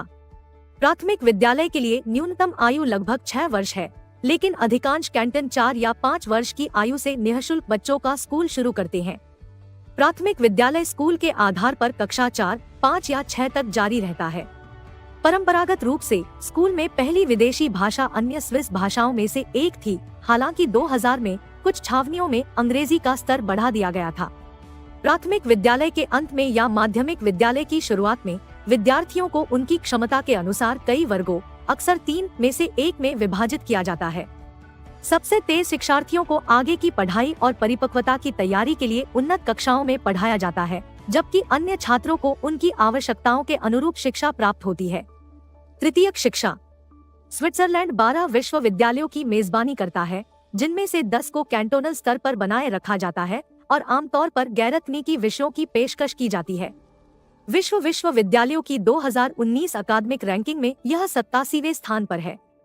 सबसे बड़ा ज्यूरिख विश्वविद्यालय है, जिसमें लगभग 25,000 छात्र हैं।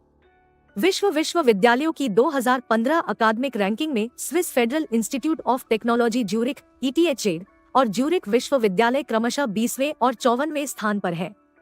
संघीय सरकार 2 संस्थानों को प्रायोजित करती है। ज्यूरिख में Swiss federal institute of technology Zurich ETH, जिसकी स्थापना 1855 में हुई थी, और लॉज़ेन में École polytechnic federal D Lausanne EPFL की स्थापना 1969 में हुई थी, जो पहले लॉज़ेन विश्वविद्यालय से जुड़ा था। दुनिया के 10 सर्वश्रेष्ठ होटल स्कूलों में से 8 स्विट्जरलैंड में स्थित हैं। इसके अलावा एप्लाइड साइंसेज के विभिन्न विश्वविद्यालय उपलब्ध हैं। व्यवसाय और प्रबंधन अध्ययन में सेंट गैलेन विश्वविद्यालय HSG को QS वर्ल्ड यूनिवर्सिटी रैंकिंग के अनुसार दुनिया में 329वां स्थान दिया गया है, और international institute for management development IMD को दुनिया भर में खुले कार्यक्रमों में पहला स्थान दिया गया है। स्विट्जरलैंड में तृतीयक शिक्षा में विदेशी छात्रों की ऑस्ट्रेलिया 18% से थोड़ा अधिक के बाद दूसरी सबसे ऊंची दर 2003 में लगभग 18% है। जिनेवा में स्थित graduate institute of international and development studies महाद्वीपीय यूरोप का अंतर्राष्ट्रीय और विकास अध्ययन का सबसे पुराना ग्रेजुएट स्कूल है। इसे व्यापक रूप से सबसे प्रतिष्ठित में से एक माना जाता है। विज्ञान। स्विट्जरलैंड ने कई नोबेल पुरस्कार विजेताओं को जन्म दिया है। इनमें अल्बर्ट आइंस्टीन भी शामिल है, जिन्होंने बल में अपनी विशेष सापेक्षता विकसित की। बाद में Vladimir Prelog, Heinrich Rohrer, Richard Ernst, Edmund Fischer, Rolf Zinkernagel, Kurt Wuthrich और जैक्स डबोचेट को नोबेल विज्ञान पुरस्कार मिला। कुल मिलाकर सभी क्षेत्रों में 114 पुरस्कार विजेताओं का स्विट्जरलैंड से संबंध है। ओबेल शांति पुरस्कार स्विट्जरलैंड में मुख्यालय वाले संगठनों को 9 बार प्रदान किया गया है। जिनेवा और निकटवर्ती ऐन का फ्रांसीसी विभाग कण भौतिकी अनुसंधान के लिए समर्पित दुनिया की सबसे बड़ी प्रयोगशाला CERN की सहमेजबानी करते हैं। एक अन्य महत्वपूर्ण अनुसंधान केंद्र पॉल शेरर इंस्टीट्यूट है। उल्लेखनीय आविष्कारों में lysergic acid diethylamide LSD, diazepam, Valium scanning tunnelling microscope, Nobel पुरस्कार और वेल्क्रो शामिल है। कुछ तकनीकों ने नई दुनिया की खोज को सक्षम बनाया, जैसे कि ऑगस्टे पिक्कार्ड और बाथिस्कैप का दबावयुक्त गुब्बारा, जिसने जैक्स पिक्कार्ड को दुनिया के महासागरों के सबसे गहरे बिंदु तक पहुंचने की अनुमति दी। स्विस अंतरिक्ष कार्यालय विभिन्न अंतरिक्ष प्रौद्योगिकियों और कार्यक्रमों में शामिल रहा है। यह 1975 में यूरोपीय अंतरिक्ष एजेंसी के 10 संस्थापकों में से एक था और ESA बजट में 7वां सबसे बड़ा योगदान करता है। निजी क्षेत्र में कई कंपनियां अंतरिक्ष उद्योग में भाग लेती हैं, जैसे ओर्लिकॉन स्पेस या मैक्सन मोटर्स। ऊर्जा। स्विट्जरलैंड में ऊर्जा। स्विट्जरलैंड में उत्पन्न होने वाली बिजली 56% पनबिजली से और 39% परमाणु ऊर्जा से उत्पन्न होती है, जिससे नगण्य को 2 का उत्पादन होता है। 18 मई 2003 को 2 परमाणु विरोधी जनमत संग्रह हार गए, मोरेटोरियम प्लस, जिसका उद्देश्य 2000 में स्थगन अवधि समाप्त होने के बाद नए परमाणु ऊर्जा संयंत्रों 41.6% समर्थित के निर्माण पर रोक लगाना था, और इलेक्ट्रिसिटी विदाउट न्यूक्लियर 33.7% समर्थित फुकुशिमा परमाणु आपदा के बाद 2011 में सरकार ने अगले 20 से 30 वर्षों में परमाणु ऊर्जा के उपयोग को समाप्त करने की योजना की घोषणा की। नवंबर 2016 में स्विस मतदाताओं ने परमाणु ऊर्जा के चरणबद्ध समापन में तेजी लाने के लिए ग्रीन पार्टी के जनमत संग्रह को खारिज कर दिया, 45.8% समर्थित। Swiss federal office of energy SFOE संघीय पर्यावरण, परिवहन, ऊर्जा और संचार विभाग DTC के भीतर ऊर्जा आपूर्ति और ऊर्जा उपयोग के लिए जिम्मेदार है। एजेंसी 2050 तक देश के ऊर्जा उपयोग को आधे से अधिक कम करने के लिए 2000 वाट सोसाइटी पहल का समर्थन करती है। परिवहन। स्विट्जरलैंड में परिवहन। यूरोप में सबसे घना रेल नेटवर्क, सत्यापन विफल, 5,250 किलोमीटर 3,260 मील तक फैला है और 2015 तक सालाना 596 मिलियन से अधिक यात्रियों को ले जाता है। 2015 में प्रत्येक स्विस निवासी ने औसतन 2,550 किलोमीटर 1,580 मील की यात्रा की। रेल किसी भी अन्य यूरोपीय देश से अधिक। वस्तुतः 100% नेटवर्क विद्युतीकृत है। 60% network Swiss federal railway SBB CFF FFS द्वारा संचालित होता है। दूसरी सबसे बड़ी मानक gauge railway company BLS AG के अलावा 2 रेलवे कंपनियां नैरो गेज नेटवर्क पर काम करती है। ग्रुबुंडेन में रेटियन रेलवे RHB, जिसमें कुछ विश्व धरोहर लाइनें शामिल है, और मैटरहॉर्न गोथर्ड बान MGB, जो जर्मेट और सेंट मोरिट्ज बटा दावोस के बीच ग्लेशियर एक्सप्रेस RHB के साथ सहयोग करता है। स्विट्जरलैंड दुनिया की सबसे लंबी और गहरी रेलवे सुरंग और आल्प्स के माध्यम से पहला सपाट निम्नस्तरीय मार्ग 57.1 किलोमीटर लंबी 35.5 मील गोथर्ड बेस सुरंग संचालित करता है, जो आल्प्स NRLA के माध्यम से न्यू रेलवे लिंक का सबसे बड़ा हिस्सा है। परियोजना स्विट्जरलैंड में एक सार्वजनिक रूप से प्रबंधित टोल मुक्त सड़क नेटवर्क है, जो राजमार्ग परमिट के साथ साथ वाहन और पेट्रोल करों द्वारा वित्त पोषित है। स्विस ऑटोबान ऑटोराउट प्रणाली को यात्री कारों और ट्रकों सहित अपने सड़क मार्गों का उपयोग करने के लिए 40 स्विस फ्रैंक के लिए एक विग्नेट टोल स्टिकर की वार्षिक खरीद की आवश्यकता होती है। स्विस ऑटोबान ऑटोराउट नेटवर्क 1,638 किलोमीटर 1,018 मील तक फैला है और दुनिया में सबसे अधिक मोटरवे घनत्व में से एक है। ज्यूरिख हवाई अड्डा स्विट्जरलैंड का सबसे बड़ा अंतर्राष्ट्रीय उड़ान प्रवेश द्वार है। इसने 2012 में 22.8 मिलियन यात्रियों को संभाला। 191 अन्य अंतर्राष्ट्रीय हवाई अड्डे जिनेवा हवाई अड्डे 2012 में 13.9 मिलियन यात्री, Euro Airport Basel Mulhouse Freiburg France में स्थित बर्न हवाई अड्डा, लुगानो हवाई अड्डा, सेंट गैलेनल टेनरहेन है हवाई अड्डा और सायन हवाई अड्डा। स्विस इंटरनेशनल एयरलाइंस ध्वजवाहक है। इसका मुख्य केंद्र ज्यूरिख है, लेकिन यह कानूनी रूप से बेसल में स्थित है। पर्यावरण स्विट्जरलैंड का पर्यावरण और स्विट्जरलैंड में अपशिष्ट प्रबंधन। विकसित देशों में स्विट्जरलैंड का पर्यावरण रिकॉर्ड सबसे अच्छे देशों में से एक है। यह क्योटो प्रोटोकॉल का हस्ताक्षर करता है। मेक्सिको और दक्षिण कोरिया के साथ यह पर्यावरण अखंडता समूह EIG बनाता है। देश पुनर्चक्रण और कूड़ा विरोधी कार्यक्रमों में सक्रिय है और दुनिया के शीर्ष पुनर्चक्रणकर्ताओं में से एक है, जो पूरे देश में अलग अलग तरीके से 66% से 96% पुनर्चक्रण योग्य सामग्रियों को पुनर्प्राप्त करता है। 2014 के वैश्विक हरित अर्थव्यवस्था सूचकांक ने स्विट्जरलैंड को शीर्ष 10 हरित अर्थव्यवस्थाओं में रखा। स्विट्जरलैंड में कचरा निपटान के लिए एक आर्थिक प्रणाली है, जो ज्यादातर रिसाइकलिंग और ऊर्जा उत्पादक भस्मक पर आधारित है। अन्य यूरोपीय देशों की तरह कचरे के अवैध निपटान पर भारी जुर्माना लगाया जाता है। लगभग सभी स्विस नगरपालिकाओं में अनिवार्य स्टिकर या समर्पित कचरा बैग डिस्पोजेबल कचरे की पहचान की अनुमति देते हैं। जनसांख्यिकी स्विट्जरलैंड की जनसांख्यिकी, स्विस लोग और स्विट्जरलैंड में अपराध। अन्य विकसित देशों की तरह औद्योगिक युग के दौरान स्विस आबादी तेजी से बढ़ी, 1800 और 1990 के बीच चौगुनी हो गई और लगातार बढ़ती जा रही है। जनसंख्या लगभग 9 मिलियन 2023 अनुमानित है।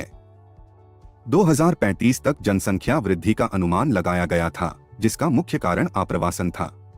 अधिकांश यूरोप की तरह स्विट्जरलैंड को वृद्ध आबादी का सामना करना पड़ रहा है, जिसकी प्रजनन दर प्रतिस्थापन स्तर के करीब है। स्विट्जरलैंड दुनिया की सबसे बुजुर्ग आबादी में से एक है, जिसकी औसत आयु 42.5 वर्ष है। वर्ल्ड फैक्टबुक के अनुसार स्विट्जरलैंड में जातीय समूह इस प्रकार हैं: स्विस 69.2%, जर्मन 4.2%, इतालवी 3.2%, पुर्तगाली 2.5%, फ्रेंच 2.1%, कोसोवन 1.1%, तुर्की 1%, अन्य 16.7%। 2020 अनुमानी। अप्रवासन स्विट्जरलैंड में आप्रवासन 2023 तक निवासी विदेशियों ने स्विट्जरलैंड की आबादी का 26.3% हिस्सा बना लिया। 14 इनमें से अधिकांश 83% यूरोपीय देशों से थे। इटली ने विदेशियों का सबसे बड़ा एकल समूह प्रदान किया, जो कुल विदेशी आबादी का 14.7% प्रदान करता है। इसके बाद जर्मनी 14.0%, पुर्तगाल 11.7%, फ्रांस 6.6%, कोसोवो 5.1%, स्पेन 3.9% का स्थान आता है। तुर्की 3.1%, उत्तरी Macedonia 3.1%, Serbia 2.8%, Austria 2.0%, United kingdom 1.9%, Bosnia और हर्जेगोविना 1.3% और क्रोएशिया 1.3%। श्रीलंका के आप्रवासी 1.3%, जिनमें से अधिकांश पूर्व तमिल शरणार्थी थे। एशियाई मूल का सबसे बड़ा समूह 7.9% थे। 2021 के आंकड़े बताते हैं कि 15 वर्ष या उससे अधिक लगभग 2.89 मिलियन आयु की स्थायी निवासी आबादी में से 39.5%, 2012 में 34.7% की तुलना में की पृष्ठभूमि अप्रवासी थी। अप्रवासी पृष्ठभूमि वाली 38% आबादी 1.1 मिलियन के पास स्विस नागरिकता थी। 2000 के दशक में घरेलू और अंतर्राष्ट्रीय संस्थानों ने जेनोफोबिया में वृद्धि के रूप में देखी गई चिंता व्यक्त की। एक महत्वपूर्ण रिपोर्ट के जवाब में संघीय परिषद ने कहा कि दुर्भाग्य से नस्लवाद स्विट्जरलैंड में मौजूद है, लेकिन कहा कि देश में विदेशी नागरिकों का उच्च अनुपात, साथ ही विदेशियों का आम तौर पर सफल एकीकरण स्विट्जरलैंड के खुलेपन को रेखांकित करता है। 2018 में किए गए एक अनुवर्ती अध्ययन में बताया गया कि 59% ने स्विट्जरलैंड में नस्लवाद को एक गंभीर समस्या माना। संघीय सांख्यिकी कार्यालय के अनुसार नस्लीय भेदभाव द्वारा लक्षित आबादी का अनुपात 2014 में 10% से बढ़कर 2018 में लगभग 17% हो गया है। बोली। स्विट्जरलैंड की भाषाएं। स्विट्जरलैंड में 4 राष्ट्रीय भाषाएं हैं, मुख्य रूप से जर्मन 2016 में 62.8% आबादी द्वारा मूल रूप से बोली जाने वाली, फ्रेंच 22.9%, पश्चिम में मूल रूप से बोली जाती है, और इतालवी 8.2%, दक्षिण में मूल रूप से बोली जाती है। चौथी राष्ट्रीय भाषा रोमांश 0.5%, ग्रिसन्स के दक्षिण पूर्वी त्रिभाषी कैंटन में स्थानीय रूप से बोली जाने वाली एक रोमांस भाषा है और इसे संघीय संविधान के अनुच्छेद 4 द्वारा जर्मन फ्रेंच के साथ एक राष्ट्रीय भाषा के रूप में नामित किया गया है। और इतालवी अनुच्छेद 70 में इसका उल्लेख आधिकारिक भाषा के रूप में किया गया है यदि अधिकारी रोमन भाषा बोलने वाले व्यक्तियों के साथ संवाद करते हैं।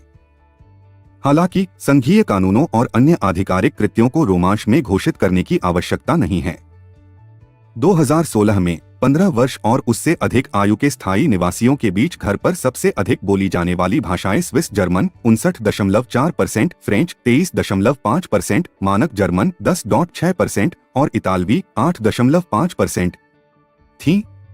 घर पर बोली जाने वाली अन्य भाषाओं में अंग्रेजी 5.0%, पुर्तगाली 3.8%, अल्बानियाई 3.0%, स्पेनिश 2.6% और सर्बियाई और क्रोएशियाई 2.5% शामिल हैं।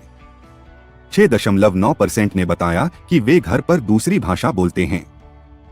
2014 में स्थायी निवासी आबादी के लगभग 2/3 64.4% ने नियमित रूप से एक से अधिक भाषा बोलने का संकेत दिया। संघीय सरकार आधिकारिक भाषाओं में संवाद करने के लिए बाध्य है और संघीय संसद में जर्मन, फ्रेंच और इतालवी भाषाओं में एक साथ अनुवाद प्रदान किया जाता है। अपनी अपनी भाषाओं के आधिकारिक रूपों के अलावा स्विट्जरलैंड के 4 भाषाई क्षेत्रों में स्थानीय बोली के रूप भी हैं। प्रत्येक भाषाई क्षेत्र में बोलियों द्वारा निभाई जाने वाली भूमिका नाटकीय रूप से भिन्न होती है। जर्मन भाषी क्षेत्रों में स्विस जर्मन बोलियां 20वीं शताब्दी के उत्तरार्ध से अधिक प्रचलित हो गई हैं, विशेष रूप से मीडिया में और कई लोगों के लिए रोजमर्रा की भाषा के रूप में उपयोग की जाती हैं, जबकि लिखित संचार के लिए बोली के बजाय मानक जर्मन की स्विस किस्म का उपयोग लगभग हमेशा किया जाता है, किसी भाषा का डिग्लोसिक उपयोग।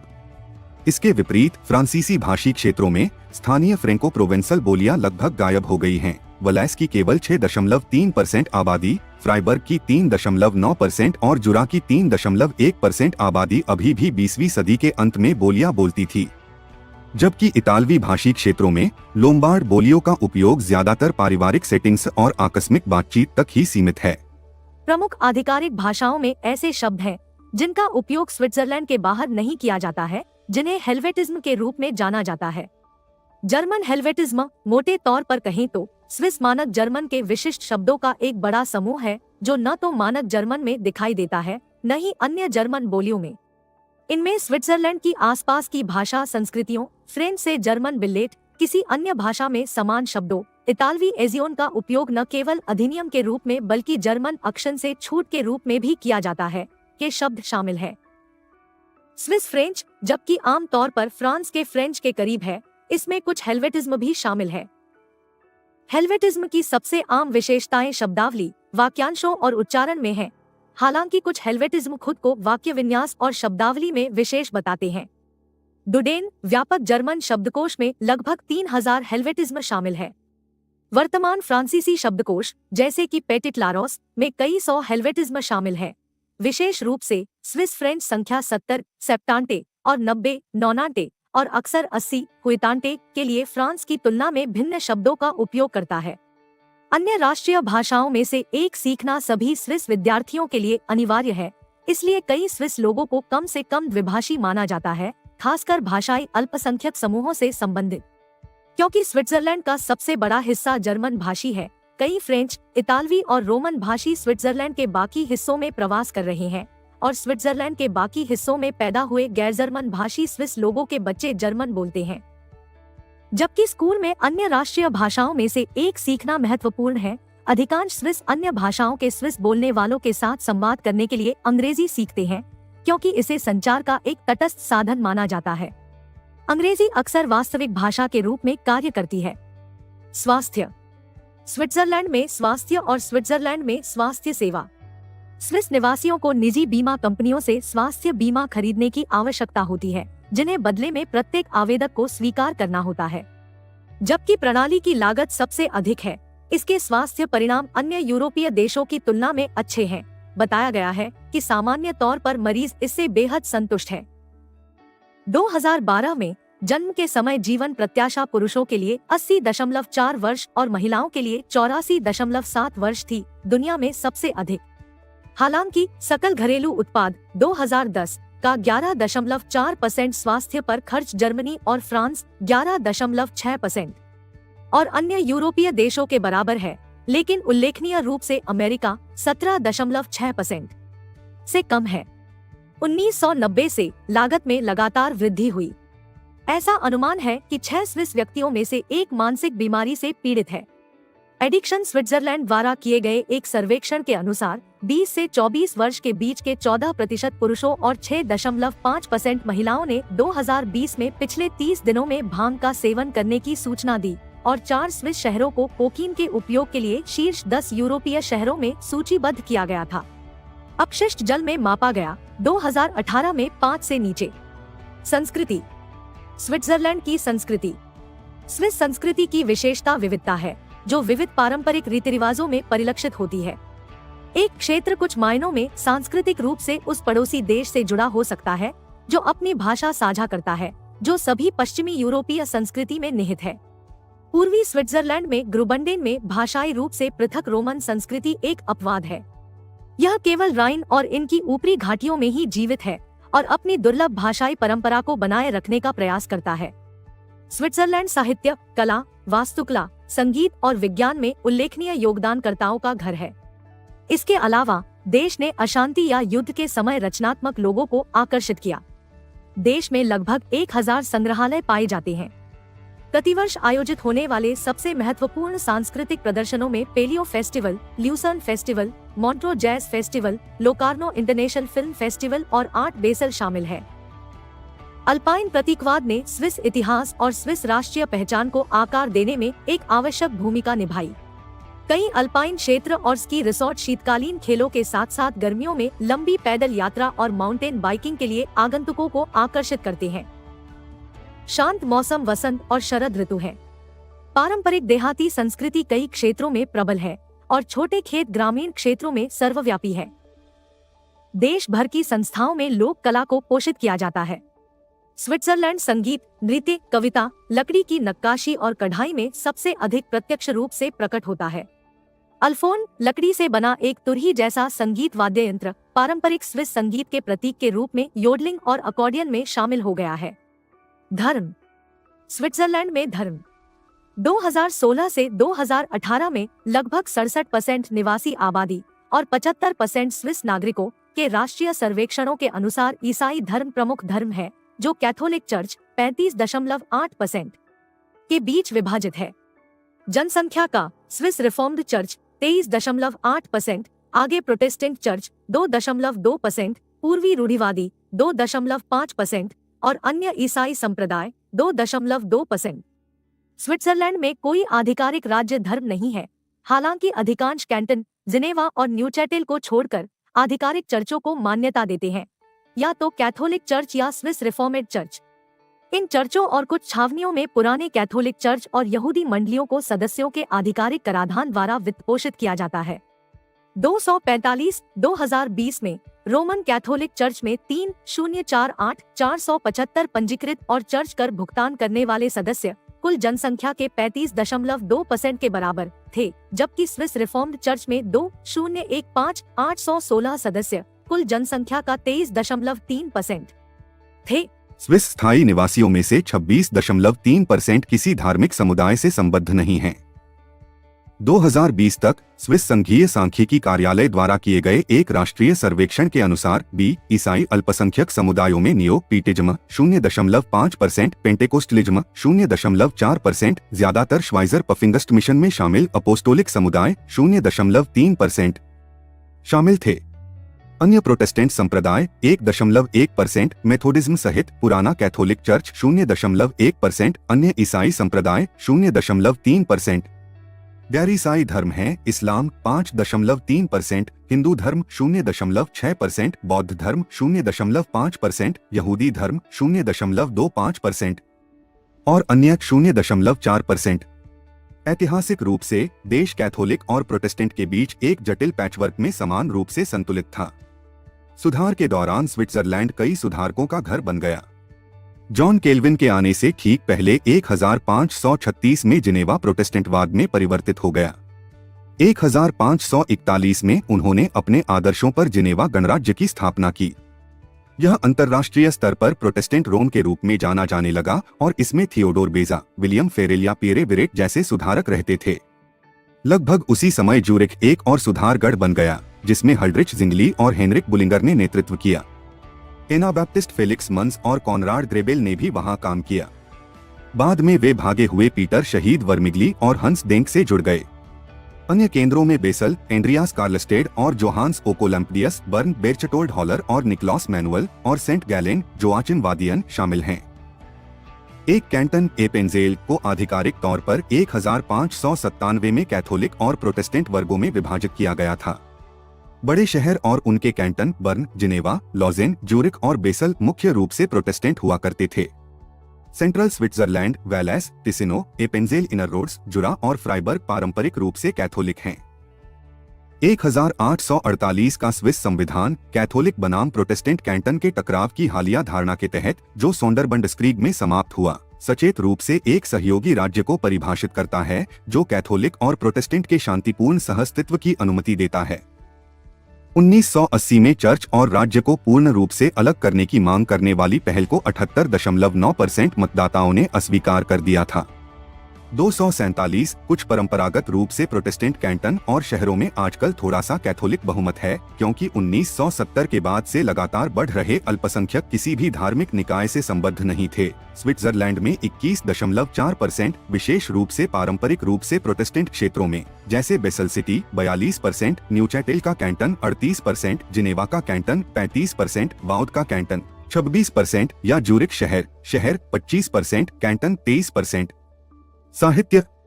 स्विट्जरलैंड का साहित्य का प्रारंभिक रूप जर्मन में था, जो भाषा की प्रारंभिक प्रधानता को दर्शाता है। 18वीं शताब्दी में बर्न और अन्य जगहों पर फ्रांसीसी फैशन बन गया, जबकि फ्रांसीसी भाषी सहयोगियों और विषय भूमि का प्रभाव बढ़ गया। स्विस साहित्य के उत्कृष्ट लेखकों में जेरेमियास गोथेल्फ 1797 से 1854 और गॉटफ्राइड केलर 1819 से 1890 हैं। बाद के लेखक मैक्स फ्रिस्क 1911 से 1991 और फ्रेडरिक ड्यूरेनमैट 1921 से 1990 हैं, जिनकी दास वर्सप्रेचेन द प्लेज 2001 में एक हॉलीवुड फिल्म के रूप में रिलीज हुई थी। प्रसिद्ध फ्रांसीसी भाषी लेखक जीन जैक्स रूसो 1712 से 1778 और जर्मेन डी स्टाल 1766 से 1817 थे।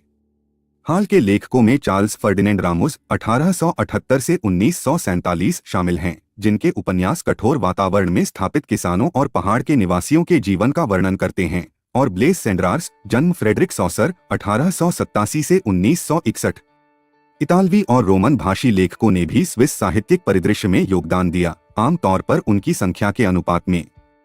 संभवतः सबसे प्रसिद्ध स्विस साहित्यिक रचना हेदी एक अनाथ लड़की की कहानी है जो आल्प्स में अपने दादा के साथ रहती है। बच्चों की सबसे लोकप्रिय किताबों में से एक है और स्विट्जरलैंड का प्रतीक बन गई है।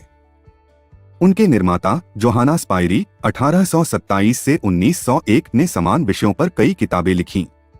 मीडिया।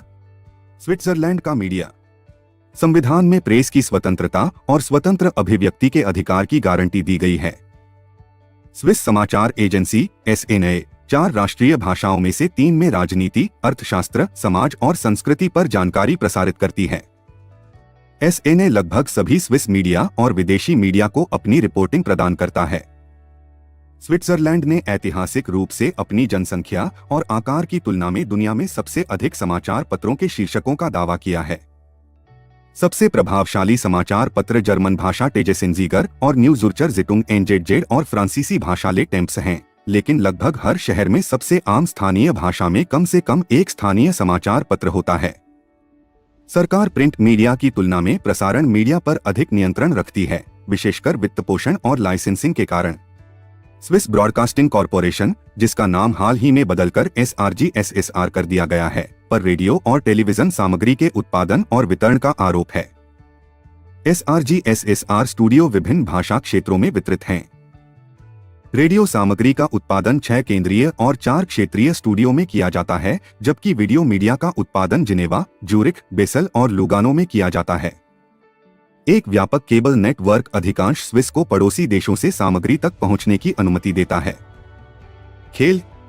स्विट्जरलैंड में खेल स्कीइंग, स्नोबोर्डिंग और पर्वतारोहण सबसे लोकप्रिय खेलों में से हैं, जो देश की प्रकृति को दर्शाते हैं। शीतकालीन खेलों का अभ्यास मूल निवासियों और आगंतुकों द्वारा किया जाता है। बोबस्ले का आविष्कार सेंट मोरिट्स में हुआ था। पहली विश्व स्की चैंपियनशिप मुरेन 1931 और सेंट मोरिट्स 1934 में आयोजित की गई थी।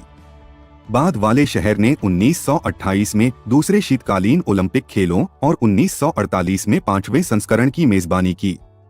इसके सबसे सफल स्कीयर और विश्व चैंपियन में पिरमिन ज़ुरब्रिगेन और डिडियर कुचे हैं।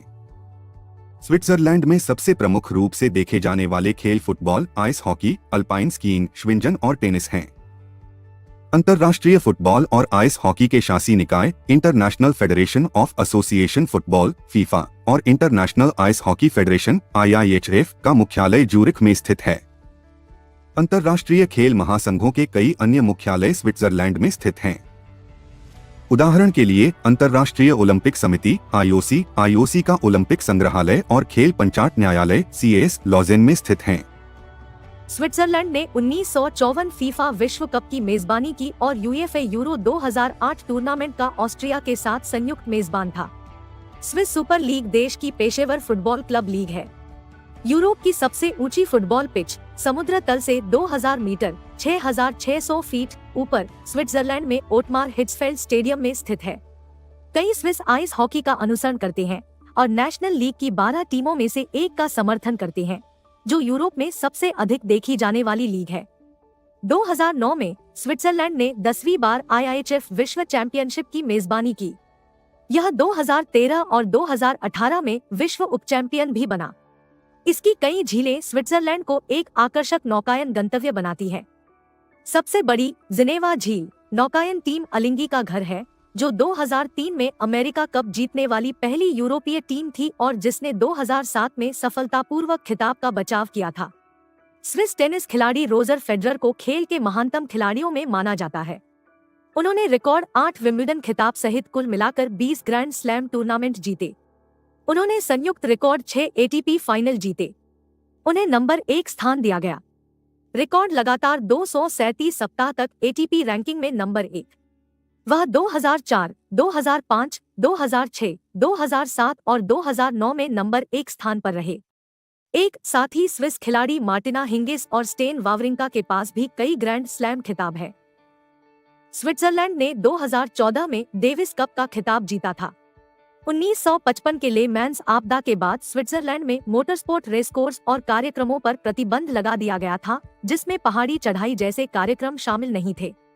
देश ने क्ले रेगाजोनी, सेबेस्टियन ब्यूमी, जो सिफर्ट, डोमिनिक एगर्टर, सफल world touring car championship driver Alain Menu, 2014-24 hours of Le Mans विजेता मार्सेल फासलर और 2015-24 आवर्स नूरबर्गिंग विजेता निको मुलर जैसे सफल रेसिंग ड्राइवरों का उत्पादन जारी रखा। ड्राइवर नील जानी के साथ स्विट्जरलैंड ने 2007-08 में मोटरस्पोर्ट का एक जीपी विश्व कप भी जीता। स्विस मोटरसाइकिल रेसर थॉमस लुथी ने 125 सीसी वर्ग में 2005 मोटोजीपी विश्व चैंपियनशिप जीती। जून 2007 में स्विट्जरलैंड की संघीय असेंबली के एक सदन स्विस नेशनल काउंसिल ने प्रतिबंध को पलटने के लिए मतदान किया। हालांकि दूसरे सदन स्विस काउंसिल ऑफ स्टेट्स ने बदलाव को खारिज कर दिया और प्रतिबंध यथावत बना रहा। पारंपरिक खेलों में स्विस कुश्ती या श्विंगन शामिल है, जो ग्रामीण केंद्रीय छावनियों की एक परंपरा है और कुछ लोगों द्वारा इसे राष्ट्रीय खेल माना जाता है। हॉर्नसेन एक और स्वदेशी स्विस खेल है जो बेसबॉल और गोल्फ के मिश्रण की तरह है। स्टीनस्टोसन स्टोन पुट का स्विस संस्करण है, जो भारी पत्थर फेंकने की एक प्रतियोगिता है। यह प्रागैतिहासिक काल से केवल अल्पाइन आबादी के बीच प्रचलित है। ऐसा दर्ज किया गया है कि यह 13वीं शताब्दी में बेसल में हुआ था। यह अनस्पूनन फेस्ट का केंद्र है, जो पहली बार 1805 में आयोजित किया गया था, जिसका प्रतीक अनस्पूनन स्टीन नामक 83.5 पत्थर है। भोजन। स्विस व्यंजन बहुआयामी है, जबकि फोंड्यू, रैकलेट या रोस्टी जैसे व्यंजन सर्वव्यापी है। प्रत्येक क्षेत्र ने जलवायु और भाषा की किस्मों के अनुसार अपना पाकला विकसित किया है। उदाहरण के लिए जुर्चर गेस्नेट्जेल्स अंग्रेजी कटा हुआ मांस ज्यूरिक शैली।